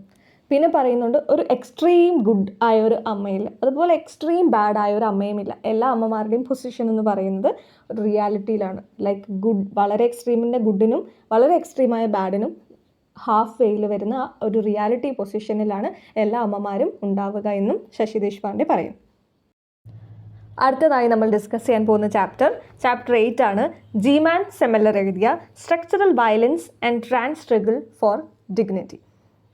ട്രാൻസ്ജെൻഡേഴ്സിനെ കുറിച്ചാണ്, അവരുടെ പ്രശ്നങ്ങളെക്കുറിച്ചാണ്, സമൂഹം അവരോട് എങ്ങനെ പെരുമാറുന്നു, അവരതിനോട് എങ്ങനെ റിയാക്ട് ചെയ്യുന്നു, അങ്ങനെ തുടങ്ങിയ പല കാര്യങ്ങൾ ആണ് ഈ ഒരു എസ്സേയിൽ വരുന്നത്. ഈ എസ്സേ തുടങ്ങുന്നതിന് മുൻപേ ഡോക്ടർ B.R. അംബേദ്കറിൻ്റെ 2 ലൈൻസ് ഇവിടെ കൊടുത്തിട്ടുണ്ട്. For ours is a battle not for wealth or for power, it is a battle for freedom, it is a battle for the reclamation of the human personality. നമ്മുടെ യുദ്ധം എന്ന് പറയുന്നത് പണത്തിന് വേണ്ടിയോ പവറിന് വേണ്ടിയോ ഒന്നുമല്ല, സ്വാതന്ത്ര്യത്തിന് വേണ്ടിയ യുദ്ധമാണ്. നമ്മുടെ ഹ്യൂമൻ പേഴ്സണാലിറ്റിയുടെ വീണ്ടെടുപ്പിന് വേണ്ടിയുള്ള യുദ്ധമാണ് എന്ന് പറയുന്നു. അന്ന് അദ്ദേഹം പറഞ്ഞത് ദളിത് കമ്മ്യൂണിറ്റിയെക്കുറിച്ചാണ്. എന്നാൽ ഇന്ന് ദളിത് കമ്മ്യൂണിറ്റിയോടൊപ്പം എന്നതുപോലെ തന്നെ ട്രാൻസ്ജെൻഡേഴ്സിനെ ബാധിക്കുന്ന കുറച്ച് ലൈനുകൾ തന്നെയാണ് ഇത്. Trans people or transgenders around the world are subjected to levels of violence and discrimination. ലോകമെമ്പാടും ട്രാൻസ് പീപ്പിൾ വയലൻസിനും ഡിസ്ക്രിമിനേഷനും ഒക്കെ ഇരയായിക്കൊണ്ടിരിക്കുകയാണ്. They are caught in a spiral of exclusion and marginalisation. തുടരെയുള്ള എക്സ്ക്ലൂഷനും മാർജിനലൈസേഷനുമാണ് അവർക്ക് സംഭവിച്ചുകൊണ്ടിരിക്കുന്നത്. മാർജിനലൈസേഷൻ എന്താണെന്ന് നമ്മൾ ഓൾറെഡി ഡിസ്കസ് ചെയ്തിട്ടുണ്ട്. They are often bullied at school, rejected by the family, pushed out onto the streets and denied access to employment. സ്കൂളുകളിൽ കളിയാക്കുന്നു, family ആണെങ്കിൽ അവരെ അംഗീകരിക്കുന്നില്ല, അവരെ ഫാമിലിയിൽ അല്ലെങ്കിൽ അവർക്ക് സേഫായ ഒരു സ്ഥലമില്ലാതെ സ്ട്രീറ്റ്സിലേക്ക് അവർ ഒഴിവാക്കപ്പെടുകയാണ്. എന്നാൽ എങ്ങനെയെങ്കിലും ഒരു ജോബ് വഴി അവർ ജീവിച്ചോട്ടെ എന്നും കരുതുന്നില്ല, ആരും അവർക്ക് എംപ്ലോയ്മെൻറ്റും കൊടുക്കുന്നില്ല.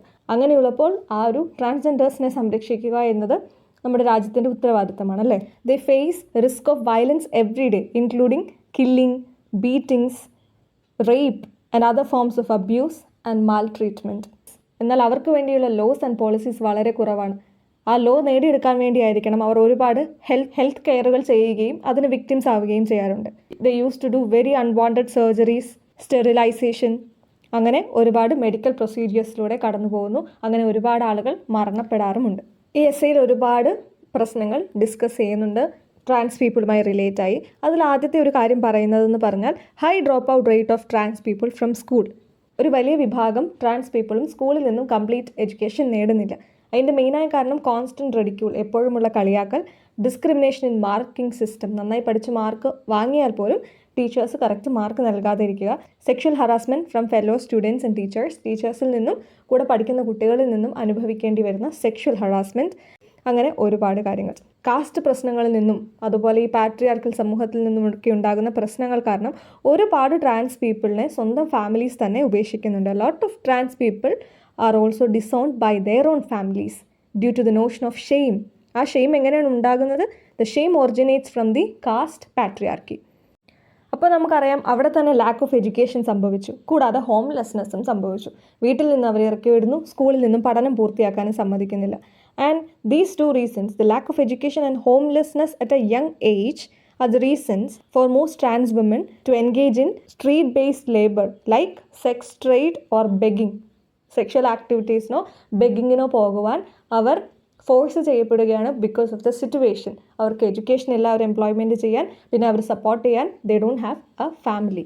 ഇങ്ങനെ സെക്ഷൽ വർക്ക്സിൽ എൻഗേജ് ആകുന്നത് കൊണ്ട് തന്നെ ഒരു വലിയ വിഭാഗം ട്രാൻസ് വുമൻ അല്ലെങ്കിൽ ട്രാൻസ് പീപ്പിളും മരിക്കുന്നതും HIV പോലെയുള്ള ഇൻഫെക്ഷ്യസ് ഡിസീസസ് വന്നിട്ടാണ്.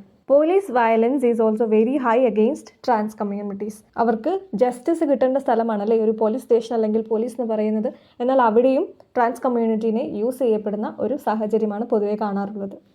അതുപോലെ ഒരു സംഭവം ഈ എസ്സേയിൽ പറയുന്നത് എന്ന് വെച്ചാൽ November 26, 2014 more than 47 members, transgender കമ്മ്യൂണിറ്റിയിൽപ്പെട്ട 47 മെമ്പേഴ്സിലധികം ആളുകളെ പോലീസ് പിക്ക് ചെയ്യും. ഫ്രം ബാംഗ്ലൂർ അവർ പിക്ക് ചെയ്യുകയും ബെഗേഴ്സ് ആണ് എന്ന പേരിൽ ഇല്ലീഗലി അവരെ ഡീറ്റെയിൻ ചെയ്യുകയും ചെയ്തു.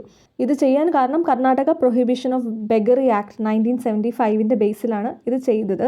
അതുപോലെ ദി ഇമോറൽ ട്രാഫിക്കിംഗ് പ്രിവെൻഷൻ ആക്ടും, ഇങ്ങനെയുള്ള എല്ലാ ആക്ടുകളും അതുപോലെ 36A അമെൻഡ് ചെയ്യുകയും Karnataka police act to criminalise the hijra കമ്മ്യൂണിറ്റിയാക്കി മാറ്റുകയും ചെയ്തു. അതായത് അവർക്കൊരു പബ്ലിക് സ്പേസ് ഒന്ന് ഓക്യുപ്പൈ ചെയ്യാൻ പോലും കഴിയില്ല. Even if they are begging or not, they can be arrested or they can be picked up. അവരെ പ്രൊട്ടക്റ്റ് ചെയ്യാനുള്ള നിയമങ്ങൾ വരേണ്ട ഒരു ഇടത്ത് അവരെ എങ്ങനെയൊക്കെ ദ്രോഹിക്കാമോ അങ്ങനെയുള്ള നിയമങ്ങളാണ് നിലനിൽക്കുന്നത്. These people are never offered any dignity and they are always criminalized. They also face issues of access to water, right to food and nutrition, health care, sanitation, etc. ഇങ്ങനെയുള്ള സംഭവങ്ങൾ നിലനിൽക്കുമ്പോൾ നമുക്കറിയാമല്ലേ അവർക്ക് നല്ലൊരു ശുദ്ധമായ വെള്ളം ലഭിക്കുകയോ റൈറ്റ് ന്യൂട്രീഷനോ ഫുഡോ ഹെൽത്ത് കെയറോ സാനിറ്റേഷനോ ഒന്നും ലഭിക്കുന്നില്ല. Basic rights ഒക്കെ അവർക്ക് ഡിനൈ ചെയ്യപ്പെടുകയാണ് ചെയ്യുന്നത്.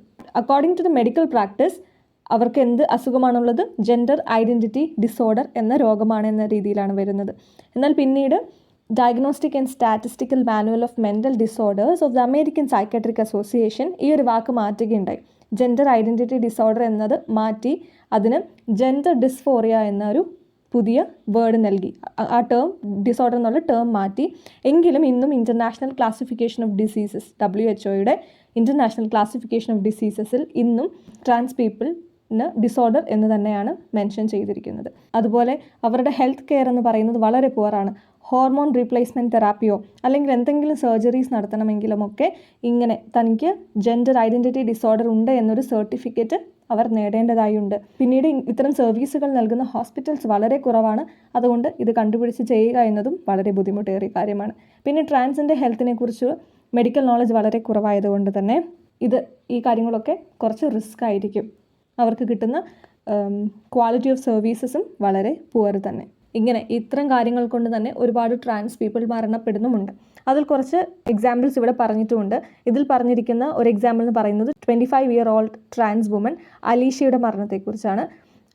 എമർജൻസി ട്രീറ്റ്മെൻറ്റ് കൊടുക്കേണ്ട ഒരു സമയത്ത് പോലും ജെൻഡർ ഡിറ്റർമിനേഷന് വേണ്ടി അവർ സമയം കളഞ്ഞതുകൊണ്ടാണ് അലീഷ എന്ന് പറയുന്ന ട്രാൻസ് വുമണിന് മരിക്കേണ്ടി വന്നത്. അതുപോലെ 22-year-old ട്രാൻസ് മെന്നും ഒരു പ്രൈവറ്റ് ഹോസ്പിറ്റൽ ഡൽഹിയിൽ വെച്ച് മരിക്കുകയുണ്ടായി. അവിടെയും അനസ്തേഷ്യ കൊടുക്കേണ്ട കാര്യങ്ങളെപ്പറ്റിയുള്ള ചർച്ചകളും പ്രശ്നങ്ങളും വാഗ്വാദങ്ങളും കാരണമാണ് അവിടെയും ആ മരണമുണ്ടായത്. എന്തിന് അവിടെ നിന്നൊരു ഡെത്ത് സമ്മറി നൽകാൻ പോലും ഹോസ്പിറ്റൽസ് റെഡി ആയിരുന്നില്ല. നമ്മൾ ആദ്യം പറഞ്ഞ ഡോക്ടർ അംബേദ്കറിൻ്റെ കുറച്ച് ലൈൻസ് ഉണ്ടല്ലോ, it is a battle for the reclamation of the human personality. ഇപ്പോഴും ആ റീക്ലമേഷൻ, ആ ഹ്യൂമൻ പേഴ്സണാലിറ്റി റീക്ലെയിം ചെയ്യുവാനുള്ള സ്ട്രഗിൾസ് ഇന്ന് നടന്നുകൊണ്ടിരിക്കുകയാണ്. ആ സ്ട്രഗിൾസൊക്കെ ഒരുപാട് യങ്ങർ ട്രാൻസ് പേഴ്സൺസിനെ ഇൻസ്പയർ ചെയ്യുന്നുവെന്ന് ഓദർ പറയുന്നു. And also the author G Imaan സെമലറും he's also a trans person. Structures of oppression ഏതൊക്കെയാണ്? ഈ എസ്സേയിൽ പറയുന്ന സ്ട്രക്ചേഴ്സ് ഓഫ് ഒപ്രഷൻസ് ഏതൊക്കെയാണ്? What are the structures of oppression? Caste, class, patriarchy and racism. ഈ 4 കാര്യങ്ങളെയാണ് സ്ട്രക്ചേഴ്സ് ഓഫ് ഒപ്രഷൻ എന്ന് പറയുന്നത്. Also what are the reasons of high drop outs of trans people from the school? എന്തുകൊണ്ടാണ് ഒരുപാട് ആളുകൾ education complete ചെയ്യാതെ സ്കൂളിൽ നിന്നും ഡ്രോപ്പ് ഔട്ടായി പോകുന്നത്? ട്രാൻസ് പീപ്പിൾ എന്തുകൊണ്ടാണ് പോകുന്നത്? Answer the constant ridicule, discrimination in marking system, sexual harassment from students and teachers. ഇതൊക്കെ നമ്മൾ പറഞ്ഞതാണ്. പോയിൻറ്റ്സ് മാത്രമായിട്ട് എഴുതരുത്, ഡീറ്റെയിൽ ആയിട്ട് വേണം ആൻസർ കൊടുക്കാൻ. ഇവിടെ ഇമ്പോർട്ടൻറ്റ് പോയിൻറ്റ്സ് മാത്രം കൊടുക്കുന്നതേ ഉള്ളൂ. നമ്മൾ ഫൈനലി ഡിസ്കസ് ചെയ്യാൻ പോകുന്നത് ലാസ്റ്റ് ചാപ്റ്ററാണ്. Chapter 10, clothing matters, visiting the Melmundu Samaram in Keralam. എഴുതിയിരിക്കുന്നത് ഷീബ KM. ഈ ഒരു ചാപ്റ്ററിൽ നമ്മൾ കാണുന്നത് ചാന്നാർ ലഹളയെക്കുറിച്ചാണ്. ചാന്നാർ ലഹളയുടെ മറ്റൊരു പേരാണ് മാറുമറയ്ക്കൽ സമരം. 1813 മുതൽ 1859 വരെ നടന്ന ഒരു റിവോൾട്ടായിരുന്നു the Channar Lahala or Channar revolt, also called Marumaraykkal Samaram, refers to the fight from 1813 to 1859 of Nadar women in Travancore Kingdom of India for the right to wear upper body clothes covering their breasts. മാറുമറയ്ക്കുവാനുള്ള, അപ്പർ ബോഡി ക്ലോത്ത്സ് ധരിക്കുവാനുള്ള സ്ത്രീകളുടെ അവകാശത്തിന് വേണ്ടി, താഴ്ന്ന ജാതിയിലെ സ്ത്രീകളുടെ അവകാശത്തിന് വേണ്ടി പോരാടിയ ഒരു റിവോൾട്ടായിരുന്നു ചാന്നാർ ലഹള എന്ന് പറയുന്നത്. അപ്പോൾ അതിനെ ബേസ് ചെയ്തുകൊണ്ടുള്ള ഒരു ചാപ്റ്ററാണ് ചാപ്റ്റർ 10. ഇതാദ്യമായി ഈ ഒരു കാര്യം, ആ ഒരു ഇഷ്യൂ കൊണ്ടുവരുന്നത് ദ ക്രിസ്ത്യൻ മിഷണറീസ് ആണ്. So the Christian missionaries had first raised this issue about the uncovered breast of the Channar woman. ഇതിനെക്കുറിച്ച് ആദ്യമായൊരു പ്രശ്നം ഉന്നയിക്കുന്നത് ആരാണ്? The missionaries were thus instrumental in getting the order for permitting women to wear jackets or kuppayams in Travancore passed. അപ്പോൾ ഇവരാണ് അതിനുവേണ്ടി ശ്രമിച്ചതും ഇങ്ങനൊരു order ലഭിക്കാനൊക്കെ കാരണം അന്നത്തെ ക്രിസ്ത്യൻ മിഷണറീസ് ആയിരുന്നു. അപ്പോൾ ഈ എസ്സേയിൽ പറയുന്നത് എങ്ങനെയാണ് വസ്ത്രം ഒരു കാസ്റ്റിൻ്റെ, ഒരു ക്ലാസിൻ്റെ ഒക്കെ അല്ലെങ്കിൽ ഒരു ഡിഗ്നിറ്റിയുടെ ഒക്കെ ഒരു സൈനായി മാറുന്നത് എന്നാണ് ഈ ചാപ്റ്ററിൽ പറയുന്നത്. Our society is no stranger to clothing being used as a tool of repression, especially for women. നമ്മുടെ സൊസൈറ്റിയിൽ എപ്പോഴും സ്ത്രീകളെ ക്ലോത്ത്സിൻ്റെ ബേസിൽ നമ്മൾ ജഡ്ജ് ചെയ്യാറുണ്ട് അല്ലേ? There are always people judging you for how you dress. എങ്ങനെയൊക്കെ വസ്ത്രം ധരിച്ചാലും സ്ത്രീകളെ ഡ്രസ്സിൻ്റെ പേരിൽ ജഡ്ജ് ചെയ്യാൻ ആളുകളുണ്ടാവും.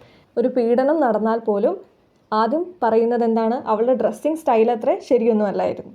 എന്ത് പ്രശ്നം വന്നാലും ആദ്യമേ പറയുന്നത് സ്ത്രീകളുടെ ഡ്രസ്സിങ് സ്റ്റൈലിനെ കുറിച്ചാണ്. എന്നാൽ ചാന്നാർ ലഹളയുടെ ബേസ് എന്ന് പറഞ്ഞിട്ടുണ്ടെങ്കിൽ ലോ കാസ്റ്റിൽപ്പെട്ട ആളുകൾക്ക് അവർക്ക് മാറുമറയ്ക്കാനുള്ള അവകാശമേ ഉണ്ടായിരുന്നില്ല. വേസ്റ്റിന് മേലേക്ക് അവർക്ക് ഡ്രസ്സേ പാടില്ല. Only because of this caste issues they were considered so inferior. ഒരു ഗാർമെൻറ്റ് ധരിക്കുമ്പോൾ it covers shame and protect us from harsh weather. എന്നാൽ അതിനുപരി clothes also signifies social occasions. എല്ലാവരും ഒരേ വസ്ത്രമാണോ ഈ ലോകത്ത് ധരിക്കുന്നത്? അല്ല. സ്റ്റേറ്റ്സിൽ പോലും അല്ലേ, ഓരോ സ്റ്റേറ്റ്സിലും ഓരോ രീതിയിലാണ് നമ്മൾ ഡ്രസ്സ് ധരിക്കുന്നത്. അങ്ങനെ അത്രയ്ക്കും വ്യത്യാസമുണ്ട്. റിലീജിയൻ്റെ ബേസിലും റീജിയൻ്റെ ബേസിലും ഒക്കെ ക്ലോത്ത്സ് നമ്മൾ ധരിക്കുന്ന രീതികൾ വളരെ വ്യത്യാസമാണ്. കേരളത്തിൻ്റെ സോഷ്യൽ ഹിസ്റ്ററി എടുക്കുമ്പോൾ ക്രിസ്ത്യൻസും മുസ്ലിം വുമണും കുപ്പായമോ റൗക്കയോ ഒക്കെ ധരിക്കുമ്പോൾ ഹിന്ദുസിൻ്റെ ഇടയിൽ ഹയർ കാസ്റ്റ് മെന്നിന് മുന്നിൽ ബെയർ ബ്രസ്റ്റഡായി മേൽമുണ്ട് ധരിക്കാതെ നിൽക്കേണ്ടി വരുന്ന സ്ത്രീകളുണ്ടായിരുന്നു. കേരളത്തിൻ്റെ ഹിസ്റ്ററിയിൽ ഉണ്ടായിരുന്ന കാര്യമായിരുന്നു അത്. ഇവിടെ മെയിനായി ഡിസ്കസ് ചെയ്യുന്ന ഒരു കാസ്റ്റ് ചാന്നാറിനെ കുറിച്ചാണ്. They lived mostly in Tirunelveli district of Tamil Nadu and in Kanyakumari. പിന്നീട് അവിടേക്ക് ലണ്ടൻ മിഷണറീസ് വരികയും ഇവരെ ക്രിസ്ത്യനായി കൺവേർട്ട് ചെയ്യുകയും ചെയ്തിരുന്നു. ദേ ഫെൽറ്റ്, ആർക്ക് തോന്നി? London missionaries, they felt that the attire of the Channar woman was not respectable and labled it is unsuitable for educated Christian ladies.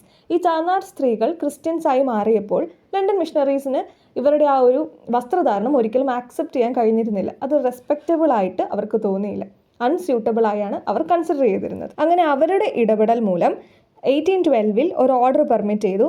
ക്രിസ്ത്യൻസായി മാറിയ ചാന്നാർ സ്ത്രീകൾക്ക് ക്രിസ്ത്യൻ സ്ത്രീകൾ ധരിക്കുന്നത് പോലെ തന്നെ വസ്ത്രം ധരിക്കാമെന്ന ഒരു ഓർഡർ പുറപ്പെടുവിച്ചു. 1814 ഇങ്ങനൊരു വിധി വന്നുവെങ്കിലും മേൽമുണ്ട് ധരിക്കുവാനുള്ള അവകാശം കൊടുത്തിരുന്നില്ല. അന്ന് സിറിയൻ ക്രിസ്ത്യൻസോ അല്ലെങ്കിൽ മുസ്ലിം സ്ത്രീകളോ ഒക്കെ ധരിച്ചിരുന്ന പോലെ ഒരു ജാക്കറ്റ് ധരിക്കാനാണ് അവർക്ക് അനുവാദം നൽകിയിരുന്നത്. നമ്പൂതിരി സ്ത്രീകൾ ധരിച്ചിരുന്ന മേൽമുണ്ട് ധരിക്കുവാനുള്ള അവകാശം കൊടുത്തിരുന്നില്ല. എന്നാൽ പിന്നീട് അവർ മേൽമുണ്ട് ധരിക്കാൻ തുടങ്ങിയപ്പോൾ അത് ഹൈ കാസ്റ്റിൽ വളരെ വയലൻസോടെയാണ് അവർ ട്രീറ്റ് ചെയ്യാൻ തുടങ്ങിയത്. 2 സ്ത്രീകളെ പബ്ലിക്കിൽ വെച്ച് അവർ അബ്യൂസ് ചെയ്യുകയും അവരുടെ ജാക്കറ്റ്സ് എല്ലാം ടോൺ ഓഫ് ചെയ്യുകയും കീറിക്കളയുകയും ചെയ്തു. Churches were attacked and books ripped apart. ചർച്ചുകൾ അറ്റാക്ക് ചെയ്യുകയും ബുക്സൊക്കെ കീറിക്കളയുകയും ഒക്കെ ചെയ്തിരുന്നു. അതേ തുടർന്ന് ഒരുപാട് പ്രശ്നങ്ങൾ ഉണ്ടാവുകയും എന്നാൽ അവസാനം അവരുടെ കഷ്ടപ്പാടുകൾക്ക് റിസൾട്ട് ഉണ്ടായി. ഫൈനലി അവർക്ക് നീതി ലഭിക്കുകയാണ് ഉണ്ടായത്. സോ ദി ചാർന revolt is a fight for a dignified existence. ഒരാളുടെ ഡിഗ്നിറ്റിയെ ചോദ്യം ചെയ്യുന്ന കാര്യങ്ങളായിരുന്നു നടന്നിരുന്നത്. എന്നാൽ ഡിഗ്നിറ്റിയോടെ ജീവിക്കുവാൻ തന്നെ, എക്സിസ്റ്റ് ചെയ്യാൻ തന്നെയുള്ള ശ്രമത്തിൽ അവരുടെ പോരാട്ടം ഫൈനലി വിജയം കാണുകയാണ് ഉണ്ടായത്. എന്നാൽ ഈ ചാപ്റ്റർ അവസാനിക്കുന്നത് ഒരു ക്വസ്റ്റ്യൻ നമുക്ക് മുന്നിൽ വെച്ചുകൊണ്ടാണ്. The question remains as to whether this movement has empowered women to free themselves from the clutches of patriarchy both in the private and public arenas of their lifes. ഈ ഒരു മേൽമുണ്ട് സമരം വിജയിച്ചതുകൊണ്ട് മാത്രം patriarchal സൊസൈറ്റിയിൽ നിന്നും പൂർണ്ണമായും തങ്ങളെ തന്നെ രക്ഷപ്പെടുത്തുവാൻ സ്ത്രീകൾക്ക് സാധിച്ചോ എന്നാണ് ആ ക്വസ്റ്റ്യൻ. അതിന് പൂർണ്ണമായി യെസ് എന്നൊരു ഉത്തരം പറയാൻ നമുക്ക് സാധിച്ചു എന്ന് വരില്ല അല്ലേ. എന്നാൽ ആ ഒരു റിവോൾട്ടിൻ്റെ വിജയമെന്ന് പറയുന്നത് തീർച്ചയായും സ്ത്രീകൾക്ക് അഭിമാനിക്കാൻ പറ്റുന്ന ഒരു കാര്യം തന്നെയാണ്.